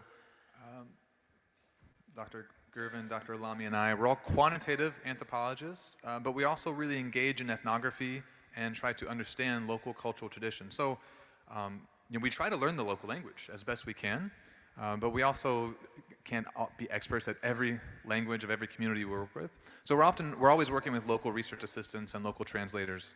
In our cases, we're able to recruit individuals who have come from these local communities that speak the local language, that are members of these communities, that have maybe gotten a high school degree or are along the way of pursuing their education. So we hire these individuals that can help us, that can collect our data, that can translate our questionnaires from, let's say, English or some other language to the local language, and we back translate. But it's very, very challenging, not just because of the translation, but also because of the distances between the languages and the concepts. So it's a big challenge, but we spend a lot of time to translate the meanings of our questionnaires. Thank you. Does anyone want to add to this? Like, did you have any challenges? If not, we would like to move to another question from the audience. Yes, please. Thank you. Can I go ahead? Okay, after her, yeah. Yes. I'm sorry, Hi, I saw her. my name is Marwa. I'm a PhD student at the College of Agriculture. My question is quite simple, really, and I kind of hope to get some advice from it. I'm just curious how you get the communities, the indigenous communities you work with, to trust you. So I can imagine someone coming to my tribe, my community, and just saying, I need some data, I need some pictures, I need to ask you some questions. So do you have a process, or does it just come naturally to you? Thank you. So I think maybe I can start, and I'm sure you'll have things to say as well. Yeah, that's a very good question. It's not easy. It takes time, and we go back to the communities that we work with. So we don't do what we call, helicopter research. We don't go somewhere, collect some data, leave, and then never show up again. We never do that. We go back every time we can, every year, every 6 months, and we try to collect data longitudinally. And by doing so, we're able to form relationships with people. We have friends there, and we know these families, and these people become very close to us. We also try to do, we try to combine research with providing sort of community support in any way we can. So for example, at the moment in this community where we're currently working with Seabright, water security is a very big issue, so we're trying to find a solution and build a well, or try to find some other alternative solution in a way that shows that we care, because we do.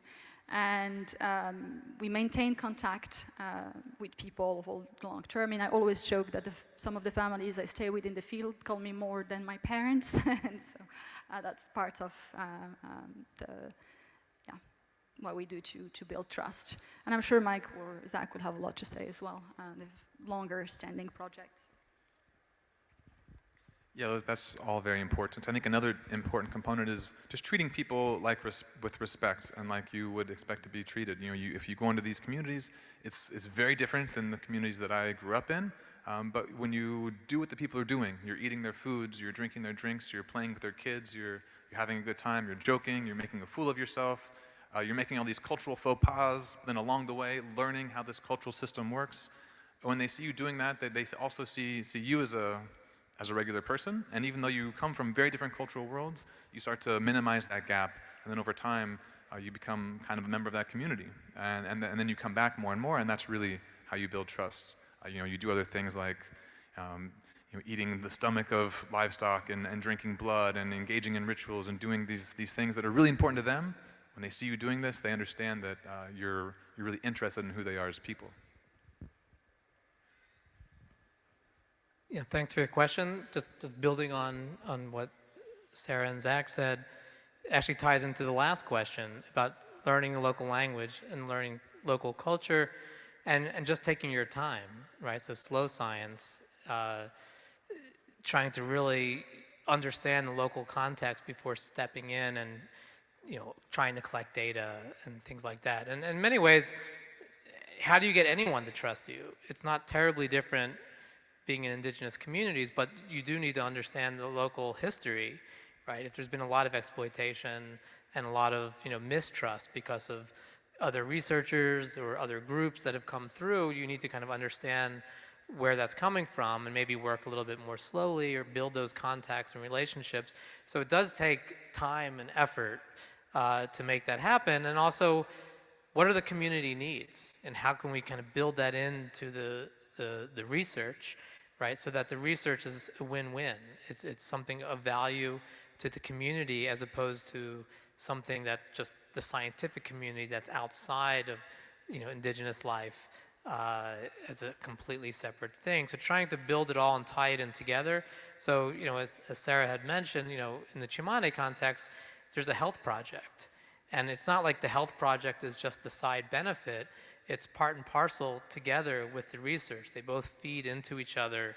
And we've more recently other initiatives for higher education so that there can be Chimane nurses and Chimane doctors and Chimane agronomists, and trying to build that in, that it's part and parcel of the research program. And I feel like you can get people to trust you the first year, second year, but maintaining that relationship over multiple years, it is a dynamic thing that there's no substitute for the time and investment and taking our time to really kind of maintain that trust and communicate results back. Always revisioning, how are things going? Are there new needs? How can we work together to try to move forward? Thank you for your question. Thank you. This is highly insightful and very important information. Most promising researchers, me included here, will have to use. So yes, please. Okay, thank you very much for the presentations. My question may not be very particular to the topics, but I believe this is a collective challenge that is affecting the population. For instance, in Nigeria, I'm a Nigerian, by the way, and I think I have the right to use Nigeria as an example without offending anyone.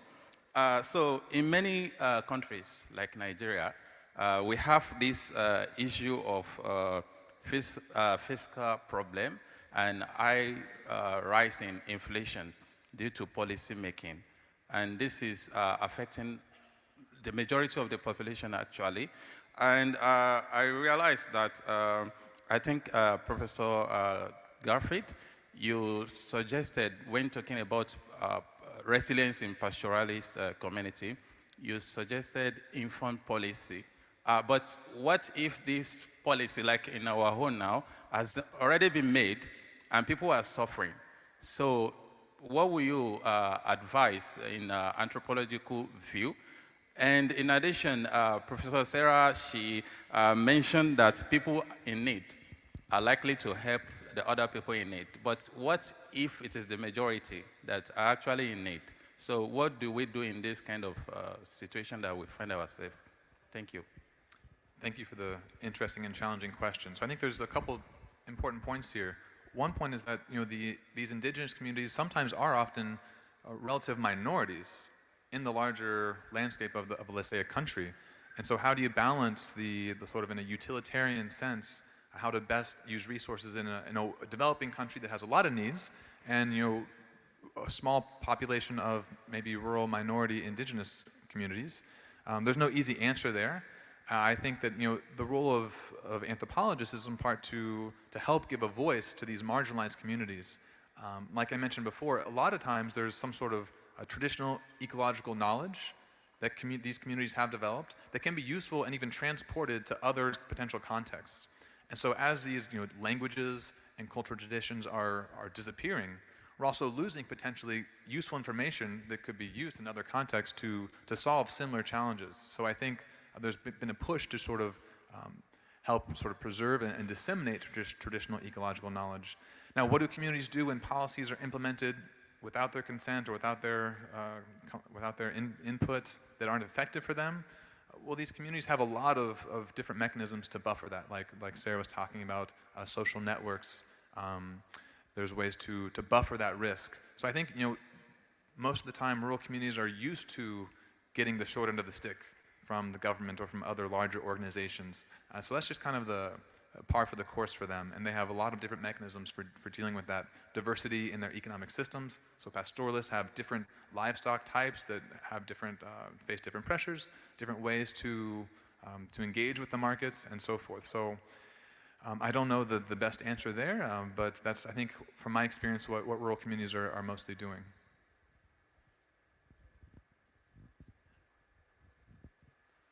Hi, just to add one thing, in relation to what Zach said about when we talk about preservation of cultural knowledge, it's really increasing just flexibility.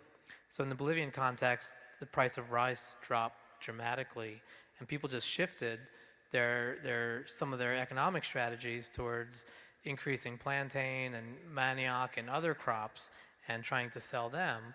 But also, in a way, because there's only a foothold into the market economy,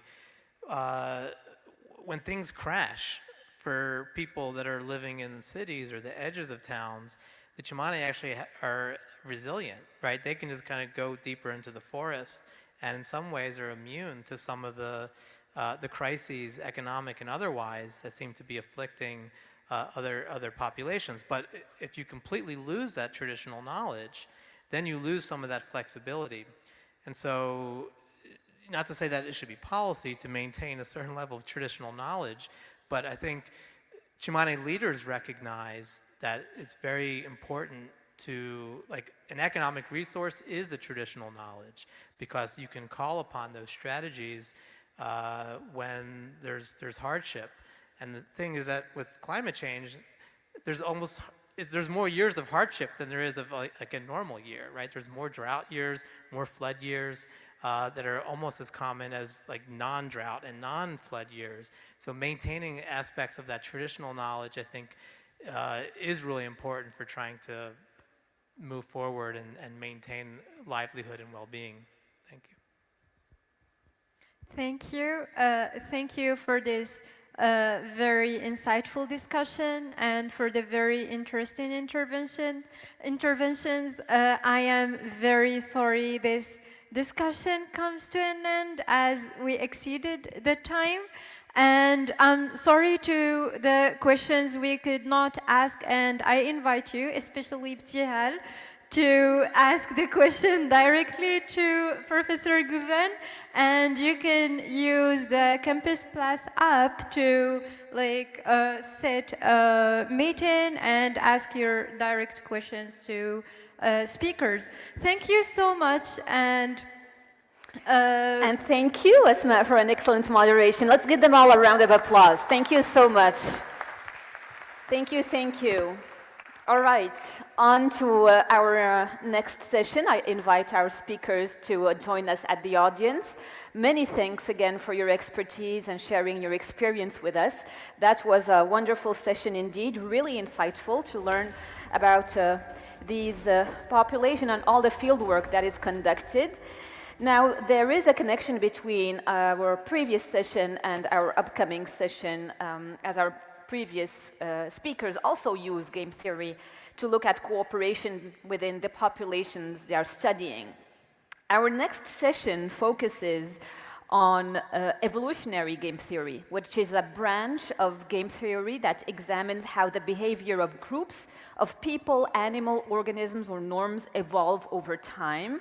And this session is organized by the Moroccan Center for Game Theory, which is directed by Rida Laraki. Rida graduated from École Polytechnique in France. He obtained his PhD in mathematics from the University Pierre and Marie Curie in 2000. He joined the National Center for Scientific Research, where he currently serves as a research director. From 2006 to 2017, Professor Laraki was a professor at École Polytechnique, and from 2017 to 2023, he was appointed professor at the University of Liverpool. Now, Rida is really widely recognized for his contribution to mathematical game theory and social choice theory, and one of his most notable accomplishments is the development of the majority judgment voting system, for which he authored a book published by the MIT Press in 2011. And for your information, last year, Rida joined UM6P to establish the Moroccan Center for Game Theory, which is offering us our session. Now, I'd like you please to join me in welcoming to the stage Mr. Rida Laraki. Let's give him a round of applause.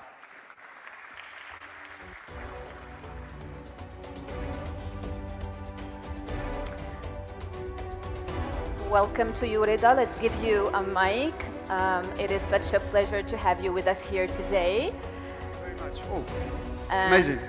So you will be leading the sessions until early afternoon, and we look very much forward to this conversation.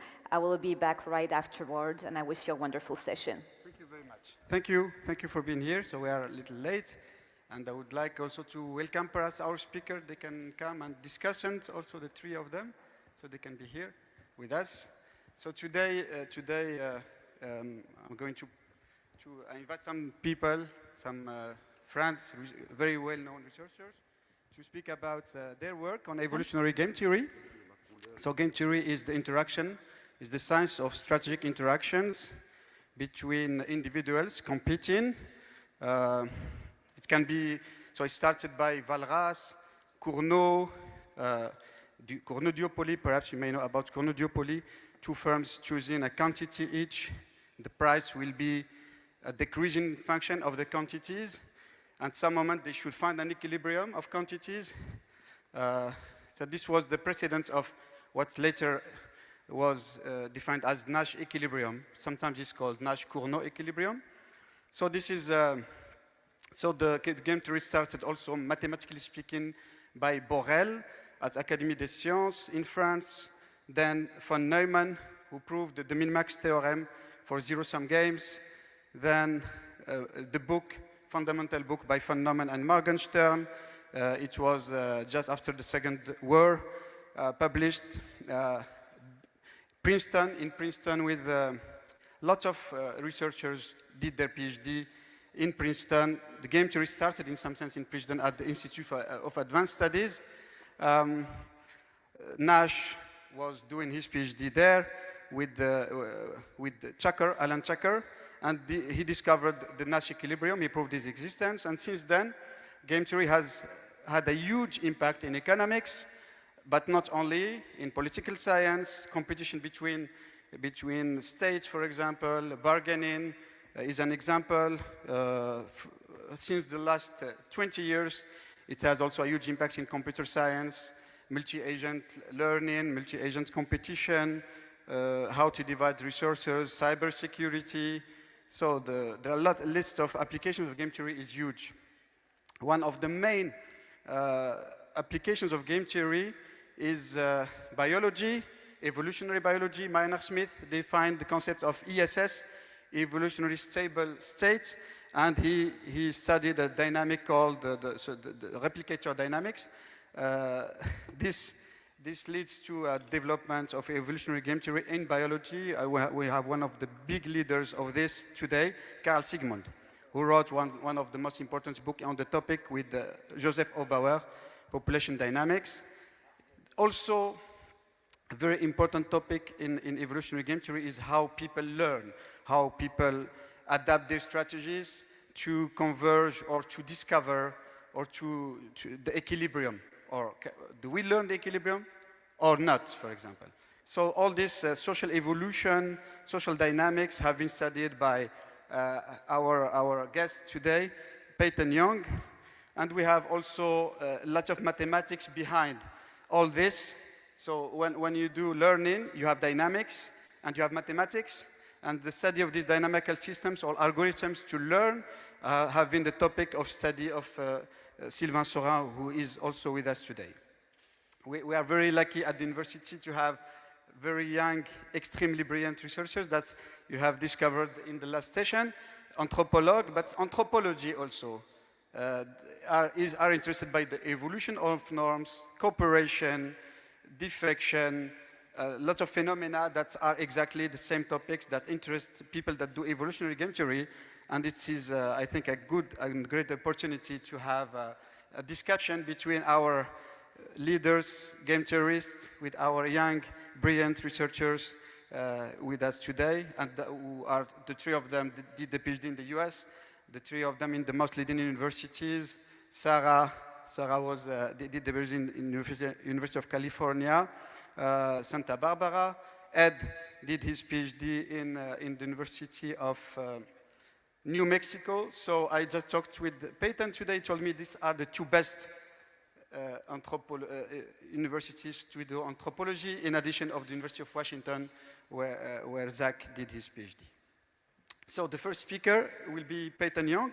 So I'm going to give him, Peyton Young, to introduce him quickly. So he graduated from Harvard University. He did his PhD in mathematics before Michigan University. Then he did a postdoc with my co-author of my book, Majority Judgment, Michel Balinsky. So we have this in common. We have a co-author in common with whom we worked for a long period of time. So this is how Peyton started to work on voting, where they wrote a very famous book, not only, many articles. Their book won a very important prize in political science.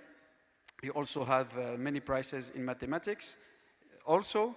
And Peyton, so after doing voting, he moved to learning. And from learning, and he did a lot of work on learning. He did also finance in his studies. Now he's professor at Oxford University and Johns Hopkins University. He was also the president of the Game Theory Society, fellow of the Econometric Society, and many academics of sciences in the UK and the US. So, Peyton, I welcome you to present you're the first speaker. Yeah. Thank you very much.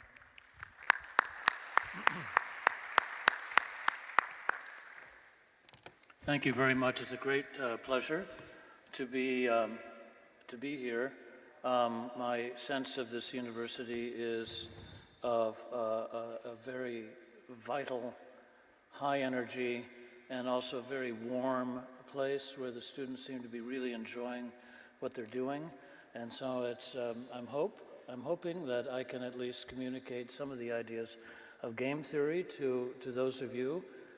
Many of you may not have learned game theory, but perhaps this session will give you a little bit of an introduction to the subject. So, and I'm also going to make my remarks relevant, I hope, to the question of transitions, and in particular to norm transitions.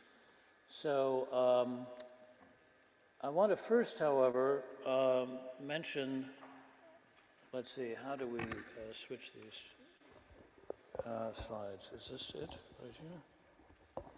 Yeah. So I want to contrast classical game theory with evolutionary game theory, and then introduce the subject itself. Now, in a game, classically, everybody is really smart, and they understand the game, and they understand that their opponent knows the game, and they choose optimal strategies. And these strategies may be very complicated. They can go on period after period. I do something, you do something. I anticipate that what I do is going to affect what you do next period. You anticipate that what I do, yes, will affect what you think next period, and so on, ad infinitum. And this leads to a very beautiful theory of equilibrium. Often norms, if we apply it to the idea of norms, and I'm going to elaborate on that in a minute, that often involves cycles of cooperation and punishment. And that's how equilibrium is established in a game like this. The trouble with this theory is that there is no clear account of how equilibrium is established. We live in a world that's constantly changing. It's very fluid. Even the protagonists, the people that we play against or with, change from one period to the next. And so we need a different theory, as it were, to deal with that situation. And that's where evolutionary game theory comes into play. We're in a society where we constantly are meeting different people. There's a population. There isn't a single opponent. There's no common knowledge of what the payoffs might be of my opponent. I don't know what their utility function is. I do the best I can. I choose what seem to be good responses to what other people are doing. Sometimes I make mistakes. And you do the same. And we meet new people next period. And it goes on. And that's the idea of evolutionary game theory. Populations of players that interact over time, somewhat at random. They update, they learn. And the question is, do they converge to some notion of equilibrium? And this is what classical game theory is somewhat deficient on. They didn't have an explanation of how you got to equilibrium. This is a theory, this is a dynamic theory about whether a process like this does come into equilibrium, and if so, what is it? And the tools you use to solve this are called stochastic dynamical systems theory, which, for some of you in the audience, may be familiar from subjects like physics. So, and actually climate science also uses stochastic dynamical systems. So ideas from the hard sciences are brought into play to explain equilibrium in games. So now we move to a game, a very famous game that was first proposed by Jean-Jacques Rousseau in the 1750s. And it's very simple. There are two hunters, and they could do one of two things. They could either cooperate and hunt a stag, but it takes both of them to do that. To get the stag, they're going to both have to cooperate. But it's very tempting to see a rabbit run by and shoot it instead. But if they do that, if either one of them does that, then the cooperation breaks down, and the stag, they'll miss getting the stag. Okay? And in the classical game theory manner, we write down some payoffs. These are purely hypothetical. Let's say if they both get the stag, if they kill the stag, then they'll divide it equally, and each will get a payoff of 1.5. If they went just for the hare, then each of them would get 1. So the stag is definitely better, though it's not massively better. Okay, so now I'm going to pose to this audience a question. You are going to meet a randomly chosen individual student in this university to go stag hunting. And you don't know anything about them, but if you cooperate, you get the stag and those payoffs. But if your companion is tempted to go for the hare, and you go for the stag, you'll get nothing. So raise your hand, all those who would commit to playing stag in this situation. I don't see a lot of hands. Raise them high. I would say we're talking 10 or 20% at most. This is not anywhere near a majority, and in fact, what you can calculate is that you have to have a very high confidence that your partner will play stag for it to be rational for you to play stag. 10 or 20% is not even close. In fact, in this game, the idea is that you should have a threshold of 2/3 is the confidence level or tipping point, as we sometimes call it, beyond which cooperation of playing stag is rational. And again, to make that calculation very quickly, at 2/3 or better, then my expectation is that I'll get the 1.5 payoff with high probability, okay? And that's going to be high enough that I will prefer to choose that instead of going for the hare.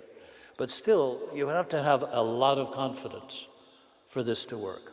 And the question, how does such confidence emerge in society generally? Because this is a prototype of a much more general problem: trust and cooperation in joint tasks, a topic which actually is the province of anthropologists, so it's a good thing that some anthropologists are here. And especially in hunter-gatherer societies, it's absolutely crucial that people do cooperate, including hunting animals. So we'll leave that discussion to them. That's the empirics. The game theory question is, you saw it's going to be very difficult, yes, to get to the required tipping point or threshold to make people want to cooperate. How does that happen? So dynamically, we can think of, well, before going dynamically, I want to just note one point. Of course, some of you might have thought, well, that wasn't a very nice looking stag you had up there. It was kind of small. So maybe there would be more enthusiasm in this audience for hunting the stag if it was a big stag, yes? And if the payoff was, say, 3 instead of 1.5. I'm not going to take another vote. Okay, quick vote. How many people here would play stag with a randomly drawn partner for this game? Very good. We're getting there. But you know what? We're still not there. We're still not at 1/3. At this point, you need a tipping point of 1/3 or more playing stag for you to want to do the same. That's where rationality comes into this. How does it happen? Do we ever get to 1/3? Even in this case. Let alone do we ever get to 2/3 in the other case. The theory is dynamic. It says, well, we start from an out of equilibrium situation where nobody knows what the other people are going to do. They take wild guesses. You adjust your expectations based on experience. You play the game again and again and again, maybe with randomly drawn people. The payoffs actually are not set in stone. They're not always 1.5 or 1 or 3 the way we write down in a course. They're variable. Animals vary in size. There's all kinds of variability in the payoffs. You have to take that into account. And therefore, the proportion of cooperators and non-cooperators, stag hunters and hare hunters, evolves over time. Here's a little math for you. It's not hard. The utility, if X is the proportion of people that are going to play stag, and we use the big stag game, then the payoff from playing stag is 3 times X plus some random variable, a shock, whereas a payoff from playing hare is 1 plus another shock, And so if x is bigger than a third, you should play stag. Okay, that's the big stag hunt example. Okay, so how do those proportions evolve over time? Here's a little picture. This is doing the most elementary examples from dynamical systems theory. You have the notion of x, on the x-axis there is the proportion who are currently playing stag, the cooperators. And f of x on the y-axis is the probability that you will choose stag, you as an individual in that state. Now with the noise, with a certain amount of noise, the response curve has this funny curvy look to it. And in fact, I've drawn this in such a way that starting from 0, let's say we're in a very bad state initially. Nobody thinks anybody's going to cooperate. Okay. Then there's noise. So there's a small number, here 6%, that actually think maybe somebody's going to play stag. So we don't actually start out at 0. We start out at 6%, which is way too low. But the next thing that happens is that we get an adjustment process. I'm not going to go through the details here. It's like walking up a ladder, and from the 6%, you then get the next period a little higher percent who think stag would be played. It's not a majority. It's still not the best thing to do. But now that there's a little higher, then it walks up another step. Now maybe it's 8%, and then maybe it's 9%. And you can show that over time what happens here is that this ladder clears this kind of bottleneck point, and you actually do get convergence to something close to the cooperative equilibrium, even though you started in a very bad place. Okay? Now, it isn't always that nice. Here's another response curve in which the ladder isn't going to happen. You get stuck down in lots of people not cooperating, and they don't get past the bottleneck. This is what's called in dynamical systems theory a phase transition. A little change in the parameters changes the response curve and totally changes the dynamics of the situation. And this one is a much less happy outcome.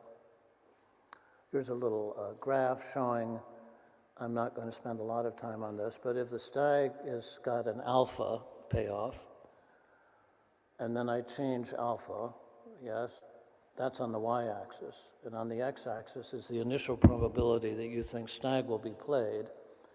Then, for different combinations, you get what's called a separatrix. A little change in the parameters, a little lower payoff or a little less variability initially, and it will take a huge number of time periods to ever reach the cooperative equilibrium. Go just above that dashed line, and actually in 10 or 20 periods, you'll converge to a population-wide cooperative equilibrium. So that's a rather amazing fact about these dynamical systems. And it shows how we can talk about equilibrium, transitions, and so forth without appealing to the very high rationality assumptions in classical game theory. And so on that, I will conclude. Thank you very much, and thanks for your votes. It was pretty much what I expected, by the way.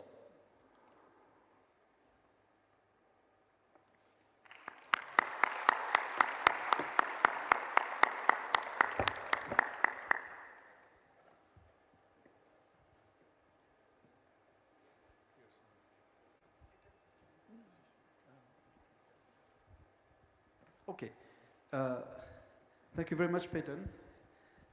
So the plan is I'm going to ask the discussants to ask questions to Peyton. Then we have another speaker, and we do the same. And at the end, I will ask the public, so you, to ask questions. Okay. So let me start with to the left by Ed.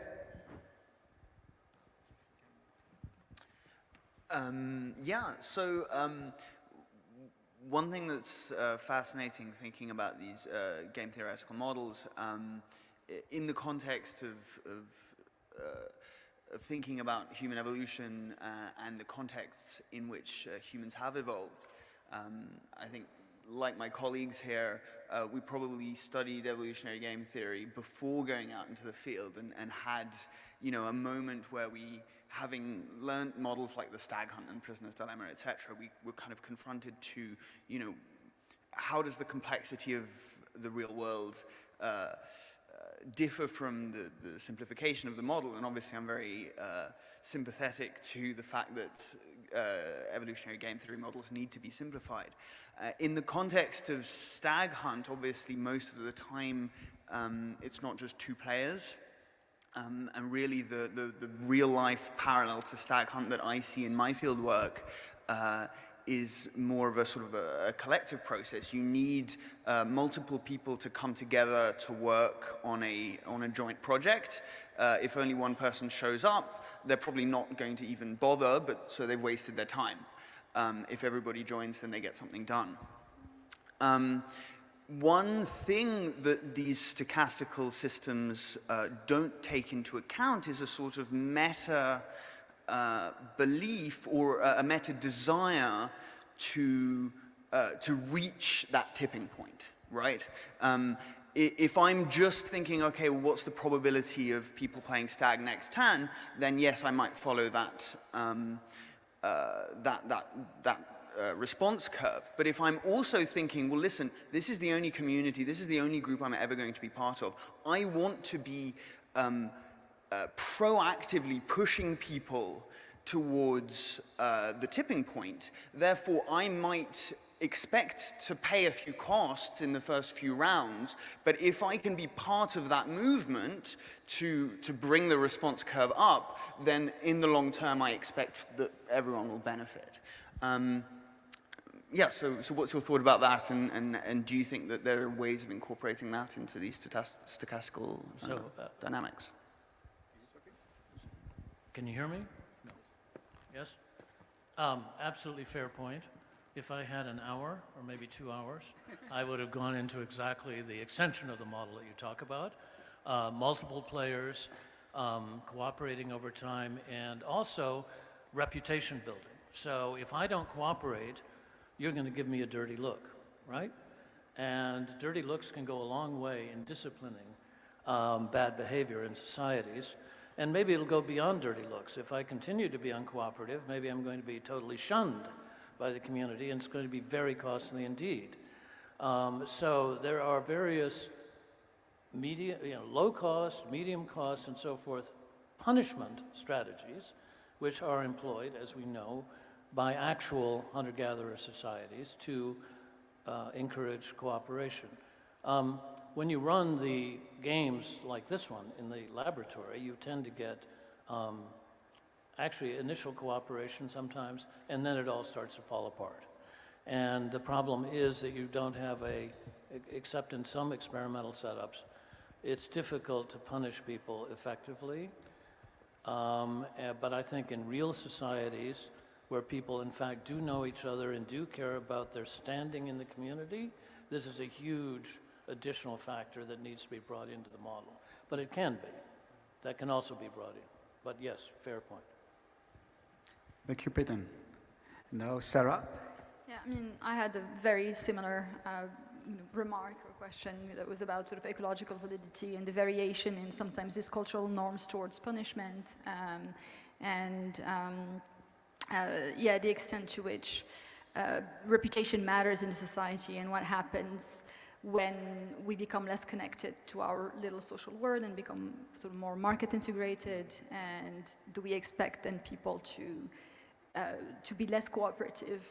Is this basically the expectation or the prediction?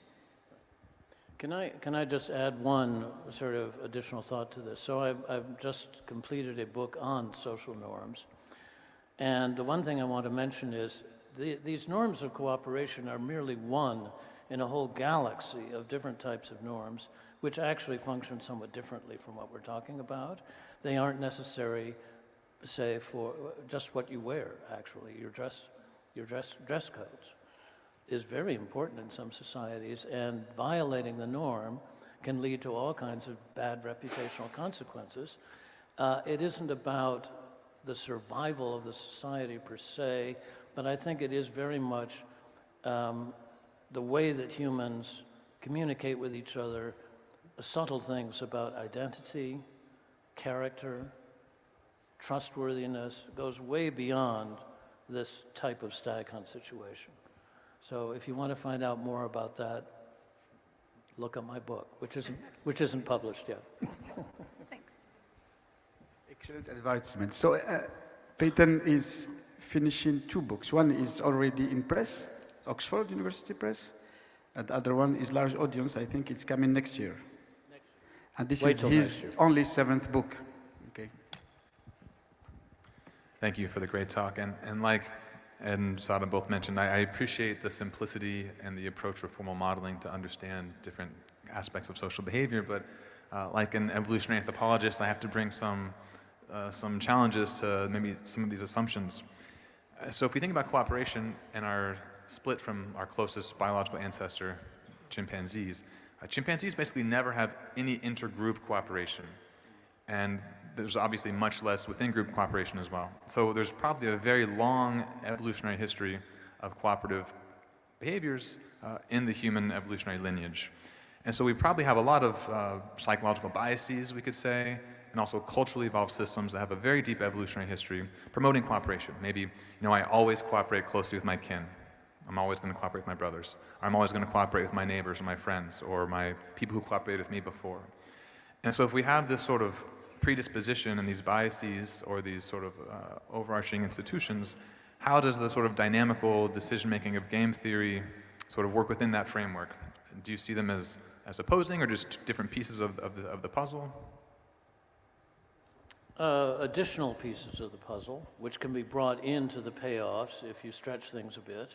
But I would also say I completely agree with the idea that there is an inherent predisposition in humans, not only to cooperate, but more generally to pay attention to the emotions triggered by violation of norms, not just cooperative norms, lots of different norms.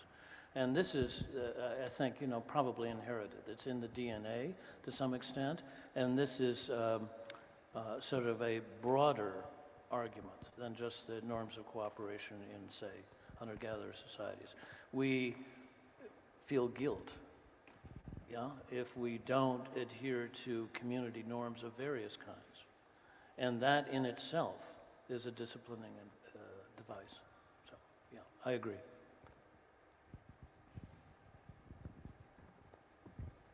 Thank you. And now we're going to move to our next speaker, Carl Sigmund. So Carl Sigmund is a great mathematician.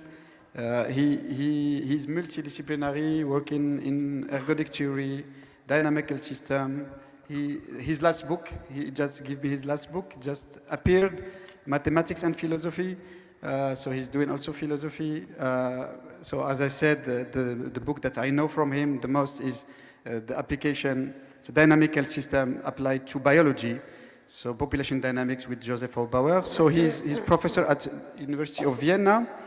He was also the president of the Australian Mathematical Society, member of Austrian Academy of Science, plenary speaker at the International Congress of Mathematics, Blaise Pascal Medal, also the Isaacs Awards for his career, more than 20 Nature articles, 7 books. One of them was sold for 100,000 of copies, Games of Life. He just finished another popular book. So he told me it will be his last book. I don't believe him at all. But so I'm very pleased and happy that Carl Sigmund is with us today. Thank you very much, Rida, for this kind introduction and kind invitation too. And let us start with an experiment that is stylizing somehow the mutual aid. Suppose that there are 6 players who do not communicate with each other. They have to make the decision separately. And they are asked to contribute up to $20 to a mutual fund, knowing that the experimenter will multiply this mutual aid fund by 3 and then divide it equally among all 5 other players. So if everybody contributes fully, you can easily compute that everyone will earn $40. That's good. But actually, if I contribute nothing and let the other 5 contribute, I will get more. I get $60 because I have not contributed my $20 to the mutual aid fund. So this is a kind of social dilemma. It would be, for selfish reasons, it would be better for me not to contribute anything. But if all the others are thinking along the same line, then there is nothing to be distributed among us. And if one makes this experiment, one finds that people in general are hesitant, will the others contribute or not? They invest maybe $10 or so in the first round. And then from one round to the next, they are investing less and less. This experiment has been repeated in many different towns. And I don't want to go into the details. The towns here are Copenhagen and Dnipro. No, let's forget it. Minsk and St. Gallen and Muscat and so on. And there are 10 rounds in this game. And here you see the average contribution. It is on average between $8 and $14, yes? But the essential thing is that then from one round to the next, almost everywhere, the contribution declines. Less and less and less and less. And finally, the people will hardly contribute anything. And therefore, they will hardly gain anything. Yes, this is a very depressing lesson that can be learned from this game. So the question is, how do you get around this social dilemma? How can you avoid, can you prevent the free riders, those who do not contribute anything but gain from the contributions of the others? How can you prevent the free riders from spreading? And the most obvious idea is that the free riders, the kind of parasites, yes, they should be punished. And this has been actually modeled or tested in a famous experiment.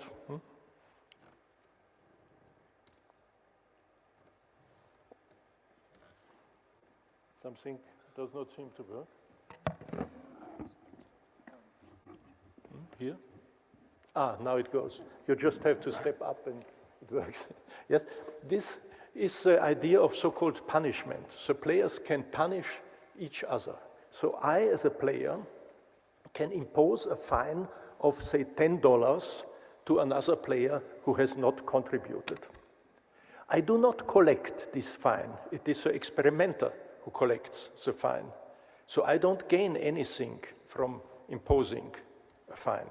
On the contrary, I have to pay something to the experimenter. I have to pay $5 to the experimenter so that the experimenter takes away $10 from the account of this other player, of this free rider.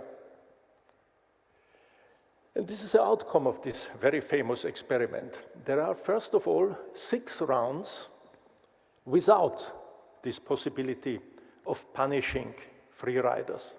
And you see exactly what we have seen before, that the average contribution in the first round is roughly $10, roughly the half, and then it declines from one round to the next.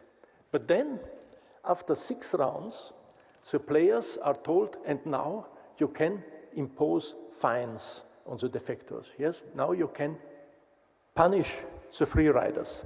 And you see immediately, even before the first punishment is inflicted, the contribution jumps up. It is higher than the contribution it was originally. And more importantly still, it increases from one round to the next. And finally, almost everyone contributes and hardly anyone needs to be punished. So this peer punishment seems to work, at least in this experiment.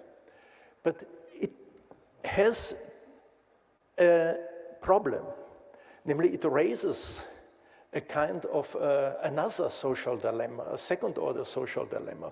Because if I inflict a punishment, yes, this costs me something, and everyone else in the next round will benefit from it because now the defector will be more ready to contribute. So it would be easier for me not to punish the others, but to let my co-players punish each other. Yes? So this is a second-order social dilemma. Why should I punish the other players when it costs me something? Because punishment in general is always costly. It costs time and energy, and often the other player retaliates and so on. So this is the costly punishment, yes? It can also get out of hand. As I have mentioned, the other player can retaliate and even anticipate. There is a kind, in some experiments, one found a kind of asocial punishment where the defectors or the free riders are punishing those who contribute because they know that those who contribute will now inflict punishment on me. So I will punish them first of all. So if we take this into account and if we make some theoretical analysis by some simple mathematical models, we find that in the long run, if we play this round after round after round, so this peer punishment is unstable. People will stop punishing the others. They will say, oh, the others will punish each other and it's okay. But finally, there will be no peer punishment and then there will be no mutual aid any longer. So in order to avoid this, one can introduce another type of punishment. This has been done by the Japanese psychologist Yamagishi. He called this pool punishment. And now each round of the interaction has 3 stages. In the first stage, the players can contribute to the punishment pool, something. And then they play the mutual aid game, they contribute to the mutual aid game, and in the third stage, the free riders will be punished. And they will be punished the more heavily, the more the punishment pool is filled up. So we can imagine that this punishment pool is a kind of stylized police force or so. And we find indeed that if we compare pool punishment and peer punishment, there are substantial differences. The pool punishment is much more stable. Once this kind of police force is introduced, then it will be very difficult to get rid of it because everyone who does not contribute by paying taxes to the punishment pool will be punished, yes? But on the other hand, peer punishment is more efficient. If everyone contributes, you do not need to punish each other. And therefore, nobody will punish and it will be at no cost. Yes? The mere threat of punishment, of peer punishment, is sufficing. On the other hand, the pool punishment costs a lot because you have always, in every round, to pay for this pool punishment, for this pool, for this police force, so to speak. So, furthermore, one has to wonder about how this punishment takes off, how players start punishing each other. And here there are lots of experiments which have been done, but I want only to speak about a third approach to this problem that explains how this punishment and this mutual aid driven by punishment can take off. And this is by adding one more option to the game. This is voluntary participation. Suppose first that we play the mutual aid game without voluntary participation, without a punishment option. So there are three possibilities now. You can step away from the game and not participate in it at all. Or you can participate and contribute to the mutual aid, or you can participate and not contribute. You can free ride, yes? And those who do not participate, they can earn a little sum by their own, which does not depend on what the others are doing. And the important thing is that the payoff for these non-participants is independent on what the others are doing. So this is somewhat related to this stag hunt game, where the hare option is to hunt the hare. You do not depend on what the other player is doing. You must assume in this game that this participating in the game is a kind of a speculation. You speculate that your co-players will also participate in this game. And the speculation succeeds if everyone is contributing. Then you get a lot more than by what you would get the payoff if you were not contributing. But on the other hand, if the speculation fails, if you are the only one who contributes and the others exploit you, then the payoff, your payoff will be lower than what you would have received if you had not participated in the game. And this is now a kind of rock, scissors, paper game. If all players in the population are not participating, then whenever a few of them hit on the idea of playing the mutual game and contributing, then they will do very well. And more players will imitate this by learning, and there will be more and more contributors. But if there are lots of players investing in the mutual aid, then there will be a strong temptation for the free riders, for the defectors, to participate in the game, but not contribute, but just exploit the others. And if there are too many defectors around, then it does not pay any longer to play in this mutual aid game, and therefore it is better not to participate at all. And you have such a kind of rock, paper, scissors cycle. And if you add now the possibility of punishment, you will find quite interesting results. But first of all, if we don't have punishment yet, let us consider here I have no pointer, unfortunately. Let us consider the upper graph. This is now a computer experiment played for many periods. And you see that in the first time, the frequencies of the different strategies are fluctuating wildly. But after some time, the green strategy takes over. It is played almost by everyone. And this is a strategy of peer punishment. It is rather stable, but if you continue it for 1,000 more periods or so, it would eventually break down. If you play this without the possibility of not participating, if you play this as a compulsory game, where you have to play the game, the mutual aid game, you will see that it is the defectors who take over and who will dominate very stably the population. If you add to this the possibility of pool punishment, you will see again that voluntary participation acts as a catalyzer for the establishment of such a regime. And I show here only these computer experiments, but the same games have been also played, of course, not for thousands of rounds, but for 20 rounds or 50 rounds in real experiments, economic experiments.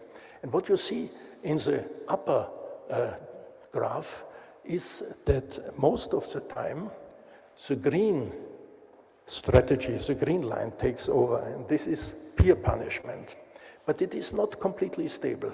Eventually it will break down, there will be some learning process, and it will reappear again, and so on.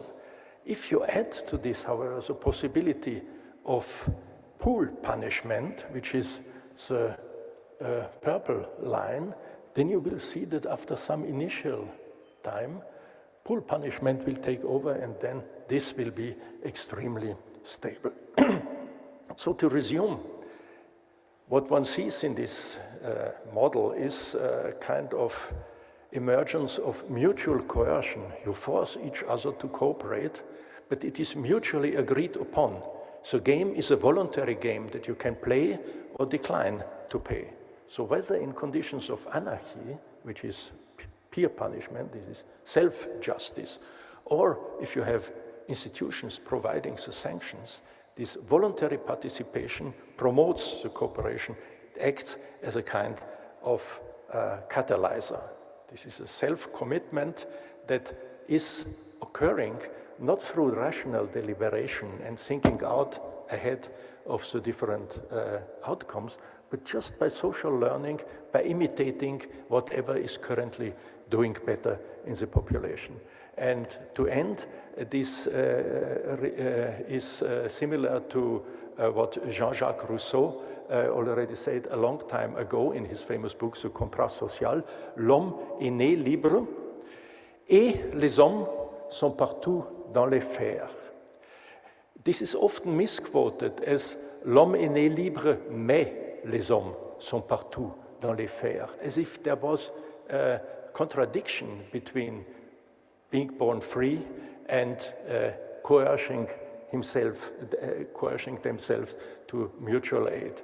It is the contrary. It is precisely because people are born free and can voluntarily agree to join such a mutual aid game and to join it by punishing that this contrat social, this pool punishment, can emerge. Thank you very much.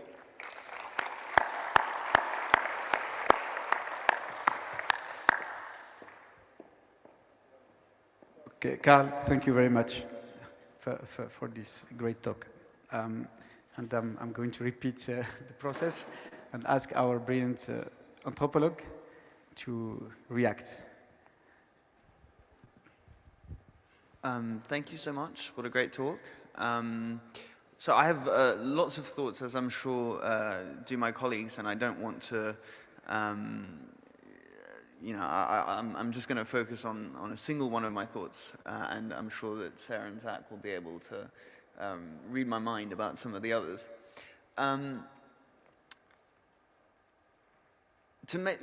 In order to make sure that this is, phrased as a question rather than a comment, I'm curious to hear whether you have any thoughts about why this kind of solution to this cooperation problem seems to be prevalent or common in humans and not in other species, since it seems like this voluntary participation issue or solution can enable cooperation in a fairly stable manner.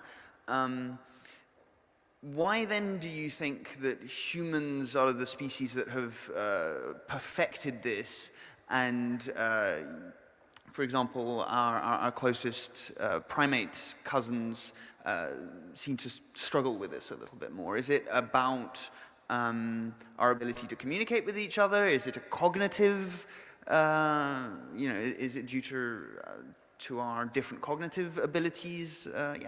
Do you have any thoughts on this?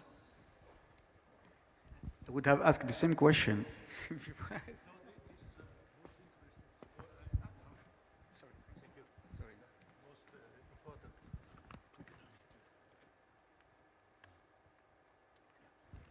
Important question. Punishment occurs in the animal kingdom frequently enough, but usually not punishment to coerce people for cooperation, is punishment for some other reasons. And I believe indeed that it takes language and it takes cooperation to establish this kind of pull force. Why peer punishment is relatively rare is in human societies is another question. I mean, it occurs in non-human societies, I want to say. In human societies, peer punishment occurs frequently enough if, for instance, in the Wild West, settlers are in a zone where there is no state authority, then they will hire a sheriff or something like this. And but in the animal kingdom, this does not seem to work. There is cooperation among social insects, but this is based on entirely different mechanisms. And I suppose that it takes language and cooperation to establish it. Yes. Thank you. Yeah, thank you so much for a great talk. So I have a question about sort of alternative strategies to punishment. So punishment is very effective. There are ways around the second order free rider problem. But we can also see, this sort of ethnographically, that people use other strategies too to prevent defection, or sometimes just walking away works really well. So people leave the place where they live and decide to move somewhere else. When conflicts arise, that happens a lot with the chamanes. So long as you're not, for example, environmentally constrained, then there are other places you can go to, and you'll not be murdered by a neighboring group if you leave. Happens a lot in Morocco as well. So a lot of these nomads who settled, sure, climate change is a big reason. Access to new opportunities is a big reason, but another, like the third one, was conflict. So conflict over grazing land, conflict over who these animals belong to, that sort of push people to sort of leave the system. Can we, what do you think about this alternative strategy, and how could we also model that? I mean, in your model, certainly these people didn't know each other. The players may not know each other before, and it may not matter very much if they leave the game for their daily lives, but certainly in real life, it matters when important people leave your community and so on. Yes, indeed.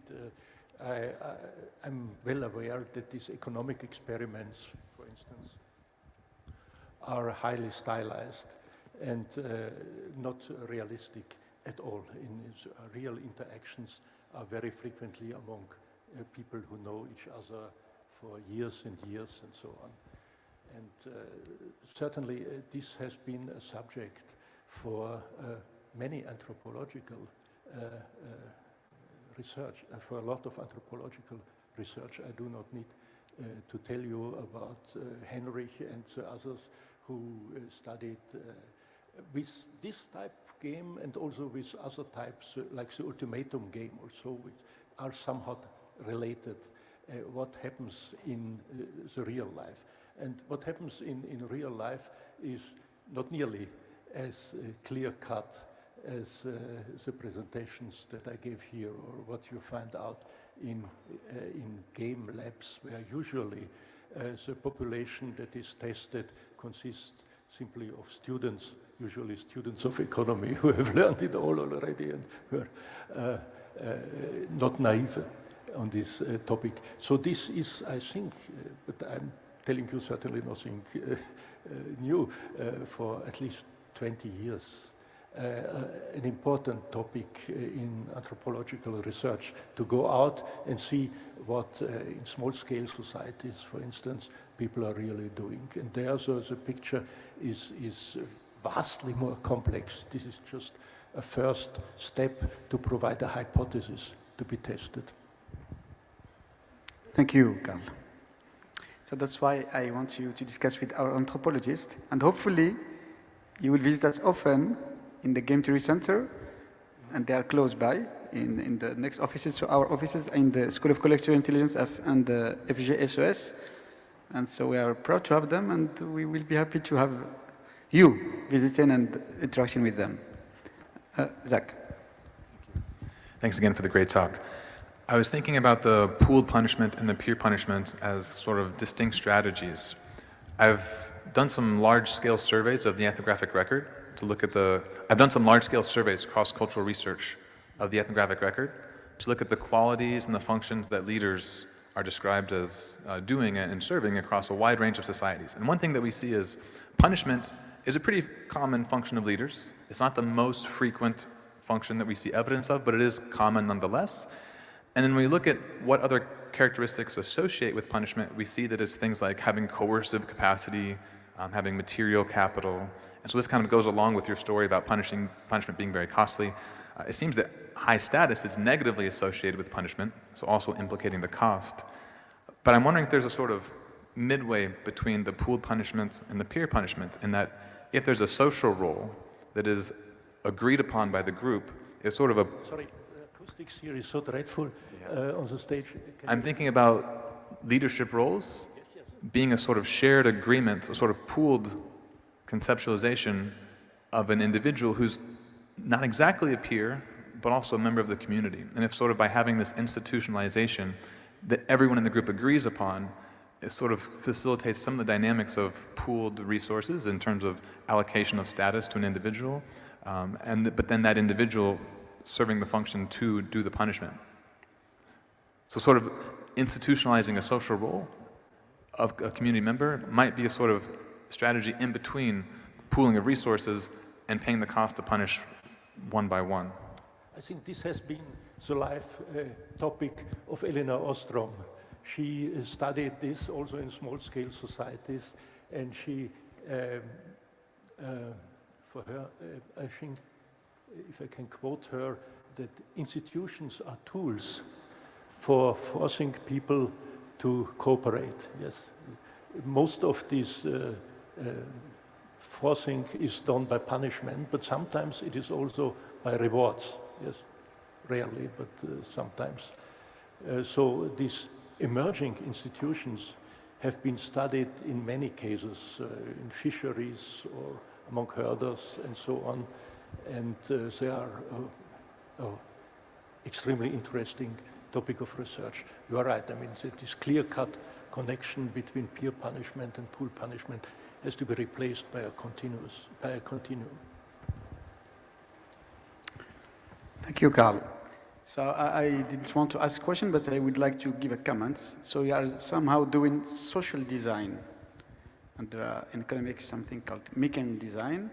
And I would like to mention also in applications like blockchain design. So I'm working in blockchain design, so I discovered a lot of issues related to this. You would like, there are a lot of free riding, the free riding problem, because you need, for example, in blockchain, a group of people to decide to write together a book and to have all the same copy of the book.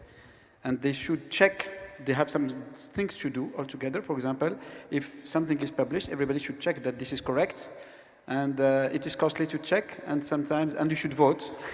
and some people will just claim that it's correct, it's fine, without checking. So, and you should incite them to cooperate. So all the problematic in blockchain is to design the rules such that people follow the rules that you wanted them to follow, and don't free ride, you know. So, and sometimes I may wonder, so it's a question that I let without answer, if work done in behavioral science, behavioral economics, evolutionary game theory, anthropology may also have some usefulness in blockchain design. I don't think so. But who knows? Problem. I may be wrong. Maybe wrong. And now I'm going to pass the lead to Sylvain Saurat. It's my pleasure to have Sylvain Saurat, who is professor at Sorbonne University. He did aggregation He did a baccalaureate in mathematics and philosophy.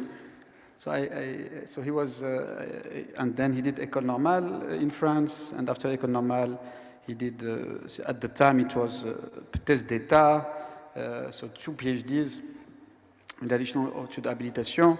So he is considered as the father of mathematical game theory in France. So c'est le père de la théorie des jeux. So he was fighting like a lion to make game theory a field of mathematics in France. In France, it's very difficult to be recognized by mathematicians, in particular because mathematics in France, there are pure mathematics, applied mathematics. Applied mathematical people fight to be considered as mathematicians, so game theory is even more difficult. And all his life he was fighting for that. He formed a lot of mathematical people doing game theory. One of them is me, so I did my PhD with him. And I am not the only one. And most of them have, let's say, so except me, perhaps, a brilliant career. So Sylvain is very generous. He did many things for the community, extremely well recognized. And and I think everybody in the world respects him for that. We will have the pleasure to have him teaching in the Moroccan Center for Game Theory. So he'll be visiting us. He will be affiliated, and he will be visiting Morocco. He loves already Morocco. He did already a trip of 2 months, and I think he will come back often. He's very impressed, I believe, in what's happening here, and well, I'm happy to let him talk now. Okay. Many thanks for this nice introduction. It's a pleasure to be here. Thank you for the invitation. I'm really impressed by this Science Week, and I hope you will enjoy game theory like I did appreciate this event. Presumably I should push this. Okay. So I was asked to present some connection between the transition, okay, the topic of this conference, and game theory. So I choose to develop several topics where you will see that when you have some strategical aspect, then it makes this transition much more complex. Okay? So I will start by 3 examples, okay? Very simple examples that are, in fact, very much connected to what Peter Young and Carl Sigmund were discussing before, and where I will show how transition is affected by strategic behavior.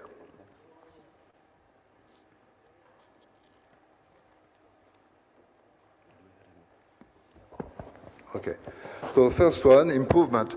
So it's clearly in a one-person decision problem. If you enlarge or if you increase the set of possibilities, then you will get a better outcome because you have more choices. Okay? And then I will just show that this is not the case when you have many players. So if you increase the set of possibility, it may be worse for everyone. And it's a very well-known paradox called Bress paradox. Okay? So it's very simple. There is a population of size 1. You want to go from A to C. And there are 2 ways. Either you go through B or you go through D. Then you have numbers, and number is the time it will take you to go from one node to the other. For example, if you go from A to D, it will take you 1 unit of time. And then you have this X. X is the cost to go from A to B if the proportion of people taking this link is X. So if 1/3 of the population is going from A to B, then it will take you 1/3 of the time. Okay? So this is a conjunction, and the conjunction is a function of the proportion of people going there. Now, I claim that on this situation, X will be 1/2. Why? Assume that X is 1/3. It means that if you go from A to B, it will cost you 1/3, and then from B to C, 1. On the other hand, if you take the other way, going from A to D, it's 1, and from D to C, it's 2/3, because 1/3 of the people are going on the other side. So the cost will be 1 plus 2/3. Since it's greater than the other way, people will go on the other way. So the only way to equilibrate will be to have X equals 1/2. Is it clear for everyone? You have a symmetrical situation. Half of the population will go on the left, and half of the population will go on the right. Now, assume you add a road, and the road is for free. You can go from B to D, and at cost of 0. Now we are on the picture, on the figure on the right, okay? Now I claim that in this situation, x will be 1. Why? Assume that x is strictly less than 1. It means that the proportion of people taking A, B is less than 1. In this case, starting from A, it's better for you to go on the left. Because if you go on the right, you have a cost of 1. If you go on the left, you have a cost strictly less than 1. But you can go from B to D at 0 cost. Okay, so either you reach D with a cost 1 or you reach D with a cost strictly less than 1. It's better to go on the left. And then you have the same situation starting from D. Okay, so you see that if x is strictly less than 1, you get a contradiction. Okay, because everybody will go to the left. Okay, so x is 1, and you see that in this case, the cost either going from on the left or the right will be 2. So adding a road make you worse. Okay? This cannot happen in a single decision problem.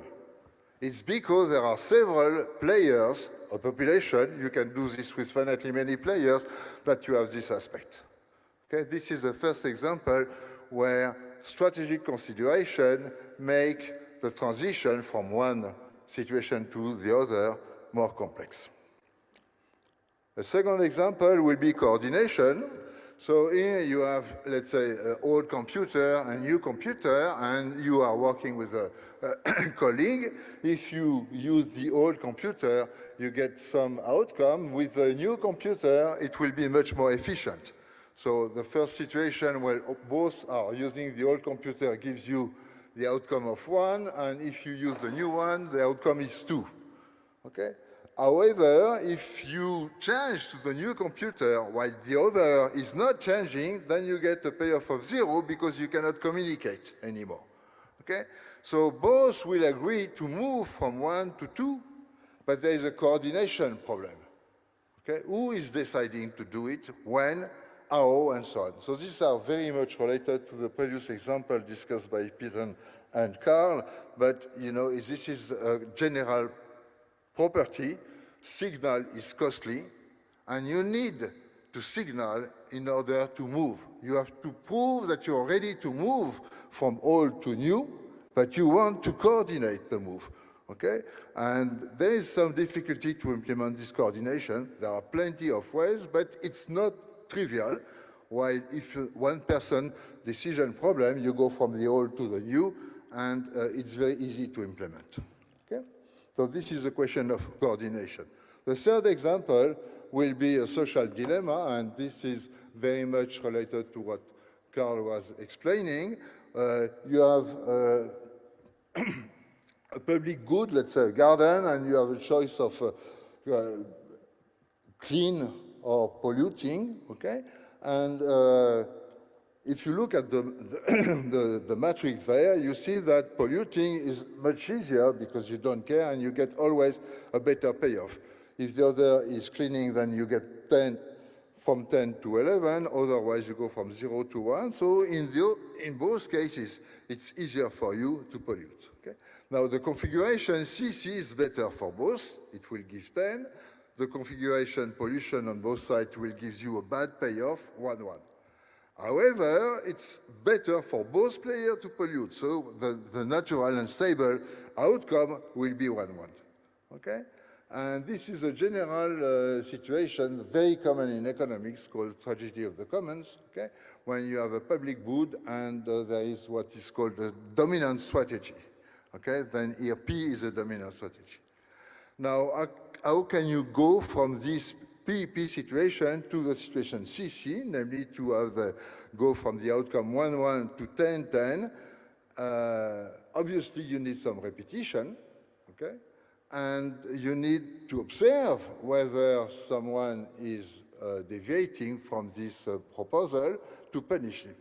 And here you see that there are questions of observation, signals, threats, reputation, repetition, and all these aspects are specific to strategic interaction. Okay? If you have a one-person decision problem, then you see that this consideration do not occur. Okay? So I will not elaborate more on this because Carl was explaining a lot of possible norms or configuration, okay? But this is a typical issue here, okay?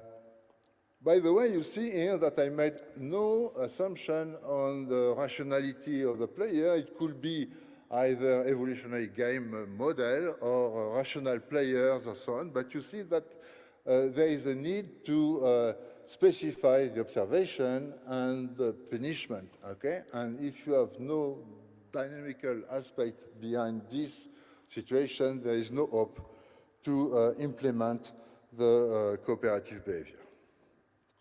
More generally, transition, I'm sorry, maybe I could, I don't know how to quote. Okay, fine.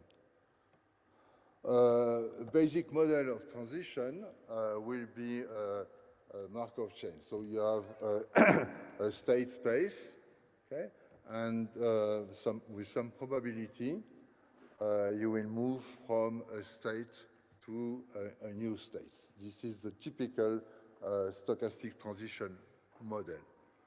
The natural development, when one agent controls the state, is called the Markov decision process or dynamic programming. There is a very large literature on this topic, and next step will be to have two players. Okay, so you have a state space, you have players, and they have choice at each stage. Their choice will impact their payoff, but also the state. So it's like having a Markov chain controlled by two players. This topic is called stochastic games.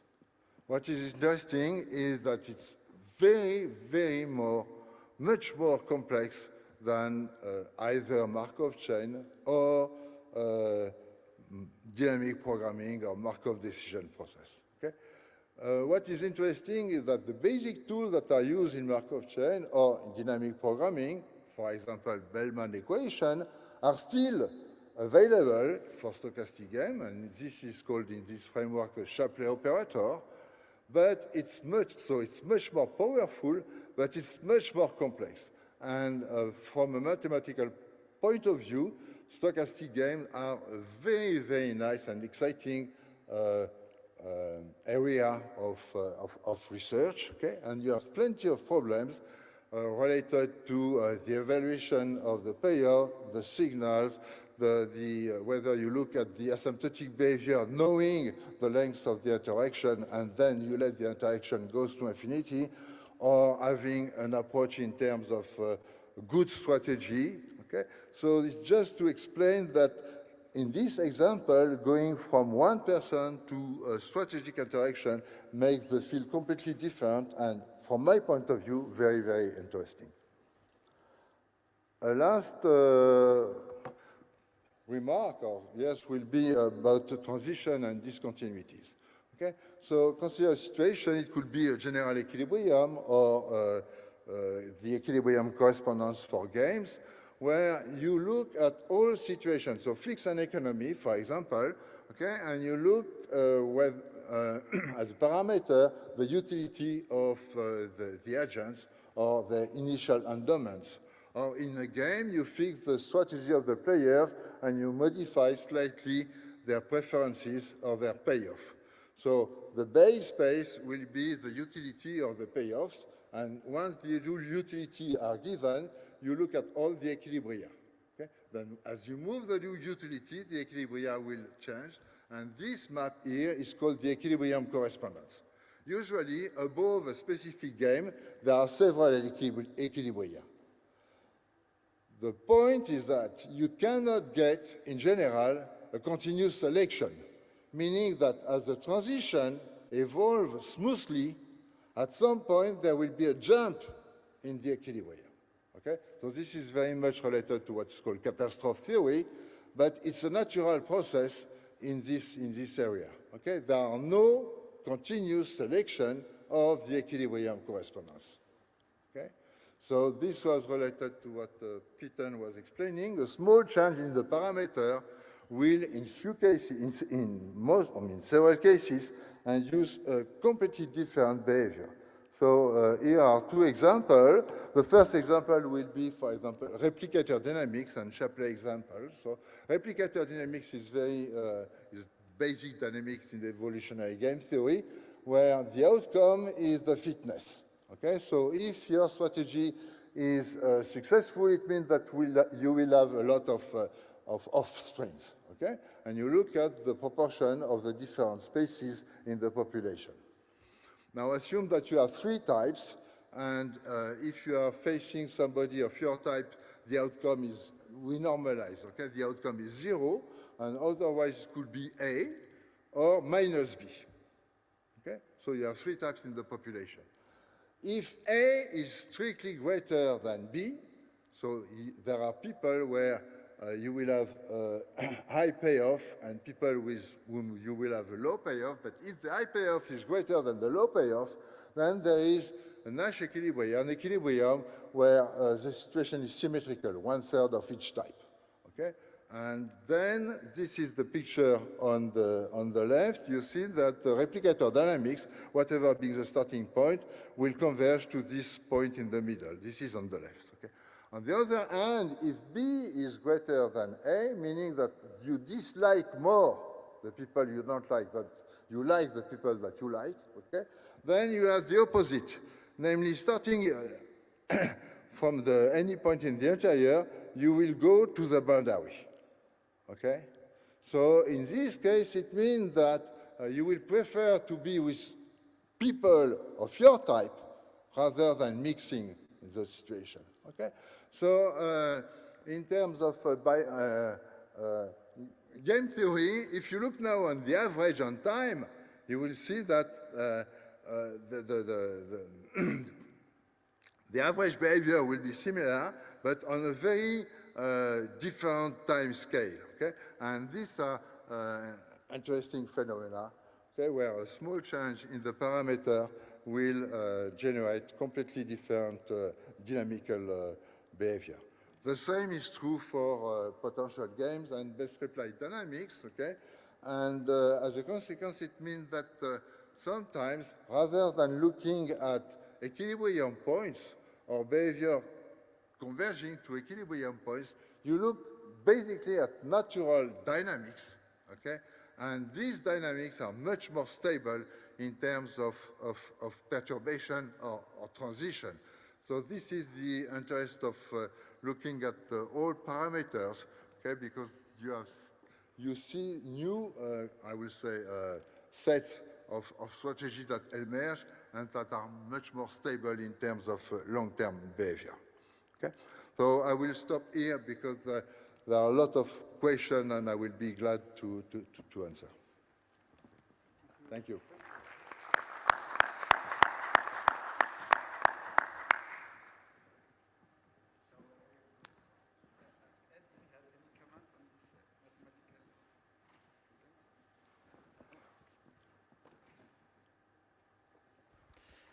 Sure, absolutely. This is really given me a lot to think about, and particularly it's given me a lot to want to research in terms of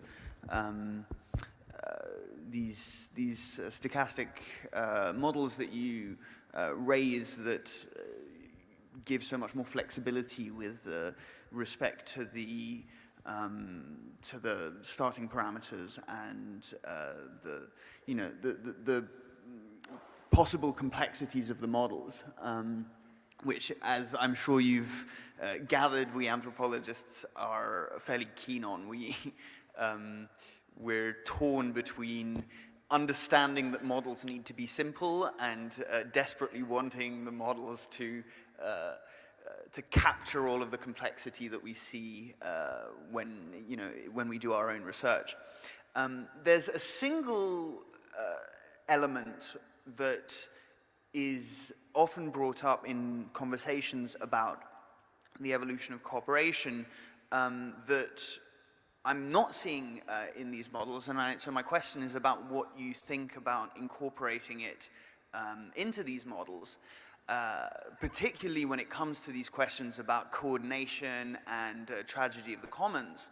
And that's meta-population dynamics and group selection, right? So if you allow for different groups to also replicate, then you can have tragedy of the commons disappear as the groups that fall into that equilibrium are outcompeted by the groups that are able to stabilize on a coordination or on the better group level outcome. Is this something that you do you have these meta-population dynamics in some of your models, and to what extent do you think it's important or relevant for understanding these coordination and cooperation problems? That's a very good question. In fact, I mean, I will answer on a maybe more general way. I think what is nice in game theory is a kind of umbrella for a lot of topics. Rida mentioned economics, but it's computer science, sociology, politics, applied math, biology, and so on. And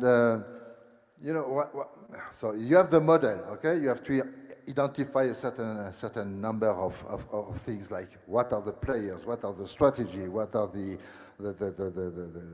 information, what is the outcome, what are the utilities, okay? And then you have concept, okay? Several concepts, equilibria, dominant strategy, correlated equilibria, and so on. And then you have mathematical tools, okay? And then you have, I mean, way of proof.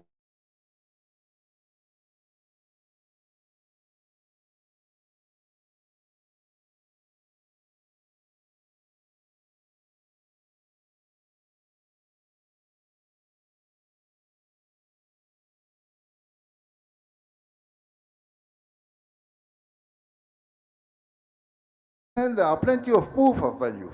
Okay, so you can prove in finite dimension by induction on the size of the dimension.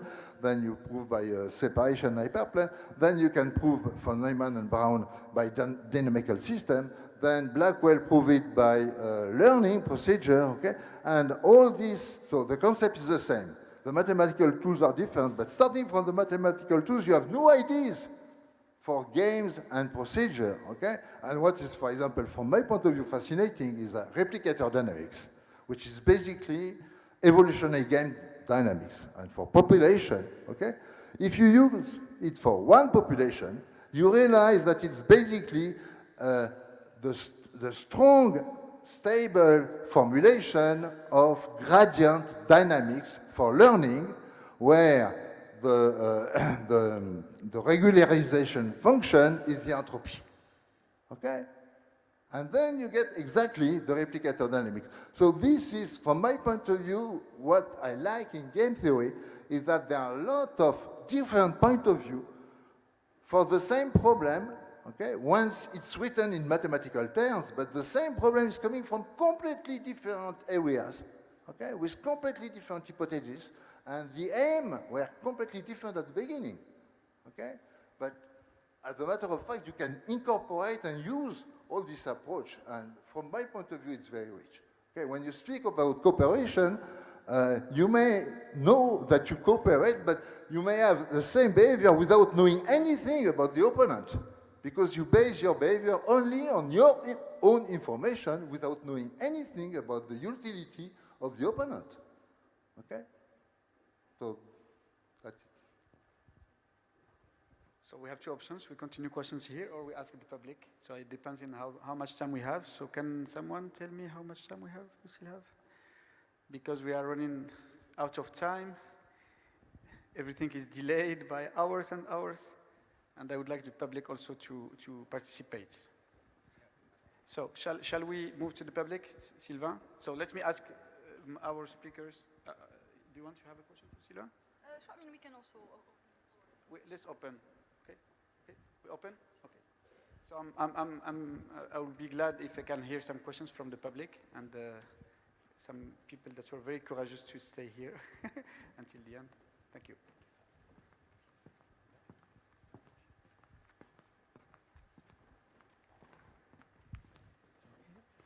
is it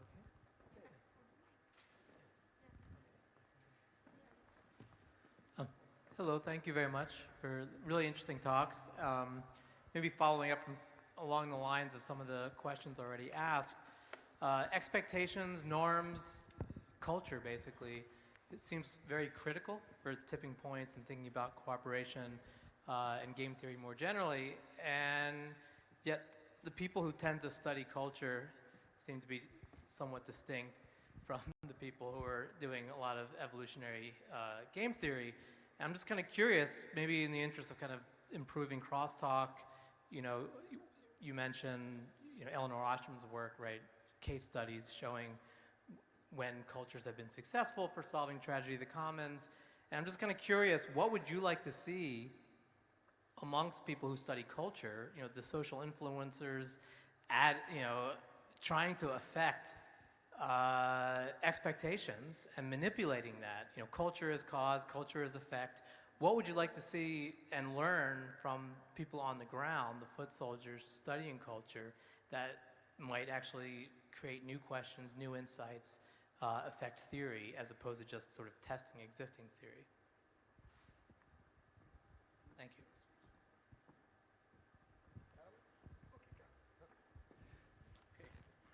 So we have already been speaking about cooperation and also about communication. And I think that it is presently, especially the problems of communications, seem to me to open up new dimensions with the new technologies. And I would like to understand a bit more about the various ways of signaling and so on that are emerging. I was extremely struck by this photo of the Hadsta tribe, or I forgot the tribe, with cellular phone. So how this is changing so rapidly that I think this would be a most interesting field to provide new models for game theory.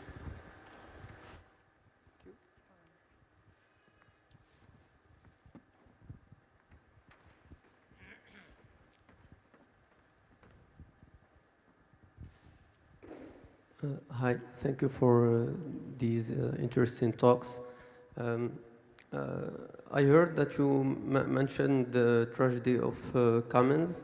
So I have two questions around that. So the first one is, are there any controlled trials that tests the different strategies and the theories that you spoke about in real life? And the second question is, Morocco is suffering from many years of drought, and there is a real issue of water use. And I'm wondering if you can propose any strategy to have a better use of water. Thank you. I think Peter needs a natural. I'm the natural one for this. Oh dear, you put me on the spot. Well, first of all, there is a huge gap between our modeling and our experimental lab modeling and the actual institutional situations, you know, that you're talking about. How do we bridge that gap? I honestly am not entirely sure, but one of the problems has been economics, which is sort of the natural subject that should be addressing these resource use questions, yes, has largely, until very recently, not paid much attention to institutions and culture. And so I think there's a recognition that this is a serious gap, a problem. I think the increasing dialogue that I see in certain places between anthropologists and economists, I'm thinking of the Santa Fe Institute, I'm thinking of Rob Boyd and Sam Bowles. There, there is cooperation emerging between these fields, but I mean, we have a long way to go. And to get back to your question about Morocco, I'm afraid I'm not in a position to say what exactly to do about the water, but similar problems have been addressed on occasion by people like Ostrom, but what we need is intellectually more gatherings like we're having actually, and discussions like we're having right now on this stage, institutionalized in a more regular basis. Say it may be your Institute for Advanced Study in this university or in Morocco, because it's not happening very naturally within traditional departments, which are very separated from one another in their methodology. But you can see that to attack the question that you asked, we need to have much more cooperation across fields.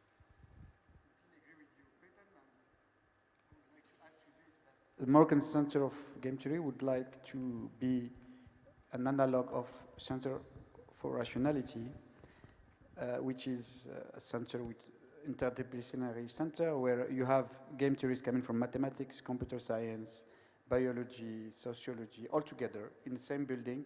And I think it's the best way to solve problems, because there is not only one way to see the problem. When we have many people coming from different fields interacting, it's much more, the probability of success is much higher. And hopefully we will have you visiting us often, and we will have this kind of interactions more regularly. Let's have another question from the public. Okay, I have a question for Professor Sigmund. My question goes from a contribution to what he presented, because I come from a community in Cameroon, they call the Bamileke people, and the model that he presented, it looks almost exactly like what I saw growing up. Like there is a rotatory savings that happens among the people, but what they do is you call a friend to join the community, or it should be people from the same village that join the community. Now, the punishment that they give is, generally it should be, we have some events that are peculiar. It might be a burial ceremony, it might be a naming ceremony for your kid, it might be maybe a wedding ceremony. Now, what people value is the number of people that you bring to a ceremony. It shows how in your community. So when you go with more people to the village, it's like, this is a big guy in the city. And then when few people come to your event, it means you're a small guy in the city. So what I observe is, within the same meeting, there are some people that will attend the burial ceremony of some particular members and not others. They'll contribute. And in other ceremonies, they'll just send their contribution. And most of the time, they'll give the reason is, he always contributes and does not attend. So it gives me a hypothesis that is, within the social values, it's like there is a currency, and everybody has a value for that currency, which is not captured within your model. I think if that is added within the model, it might fit exactly a lot of communities, especially sub-Saharan African communities that have this aspect, and it works, especially for financial liberations of families. Thank you. Thank you very much. This is new to me, and I would be very glad indeed to get some more details about these aspects. Please, let's meet after this session. Okay, Professor, so I'll happily follow you anytime you're free. Continue. Thank you.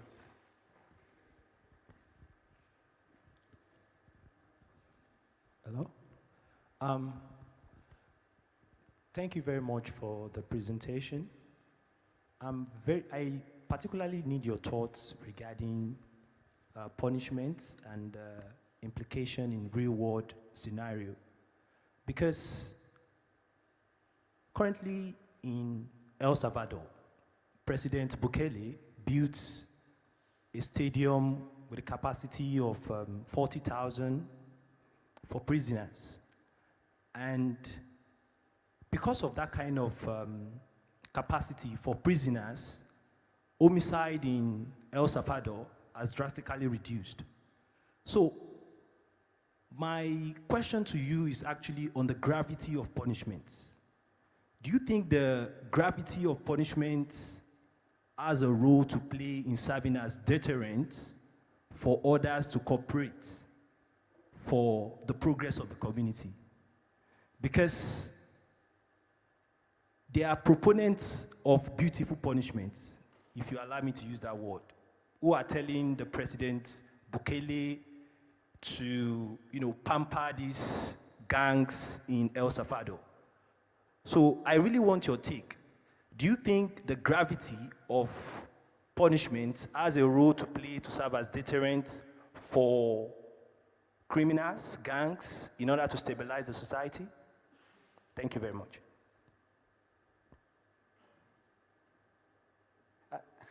Asking such a vast question, I'm totally overwhelmed by it. These political decisions are as the outcome of years, decades, centuries of historical evolution. And for instance,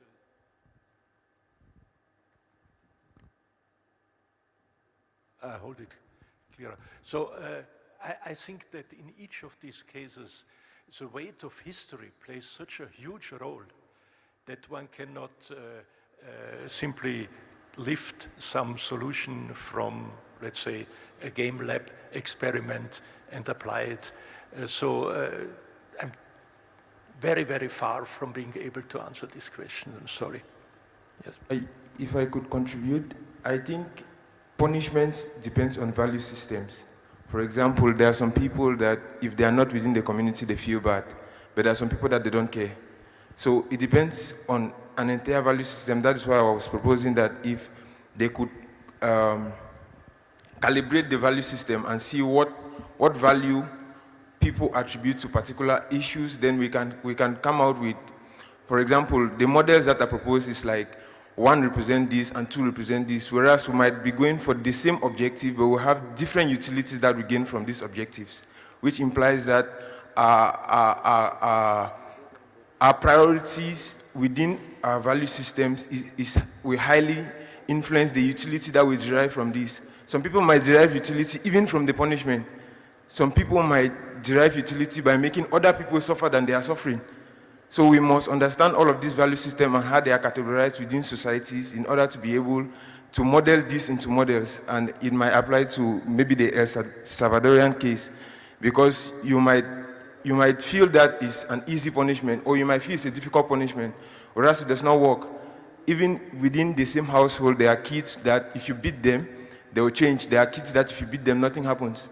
It means that everybody has the punishment that works for the person, if I could say. Thank you. See that we have some game theorists in the room. So thank you. Thank you. So I would like to thank all the speakers. I think everybody would agree that it was a great interaction between our anthropologist and our evolutionary game theorist. We are very pleased and very honored that you visit Morocco. I hope that it will not be your last visit to Morocco.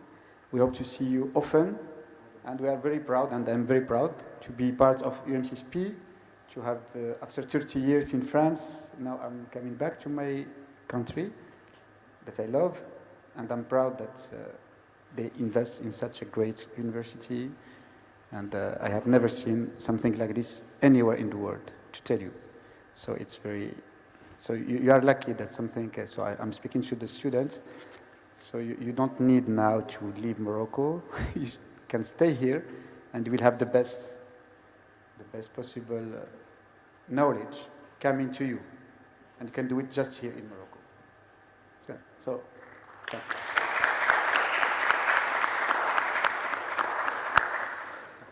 You.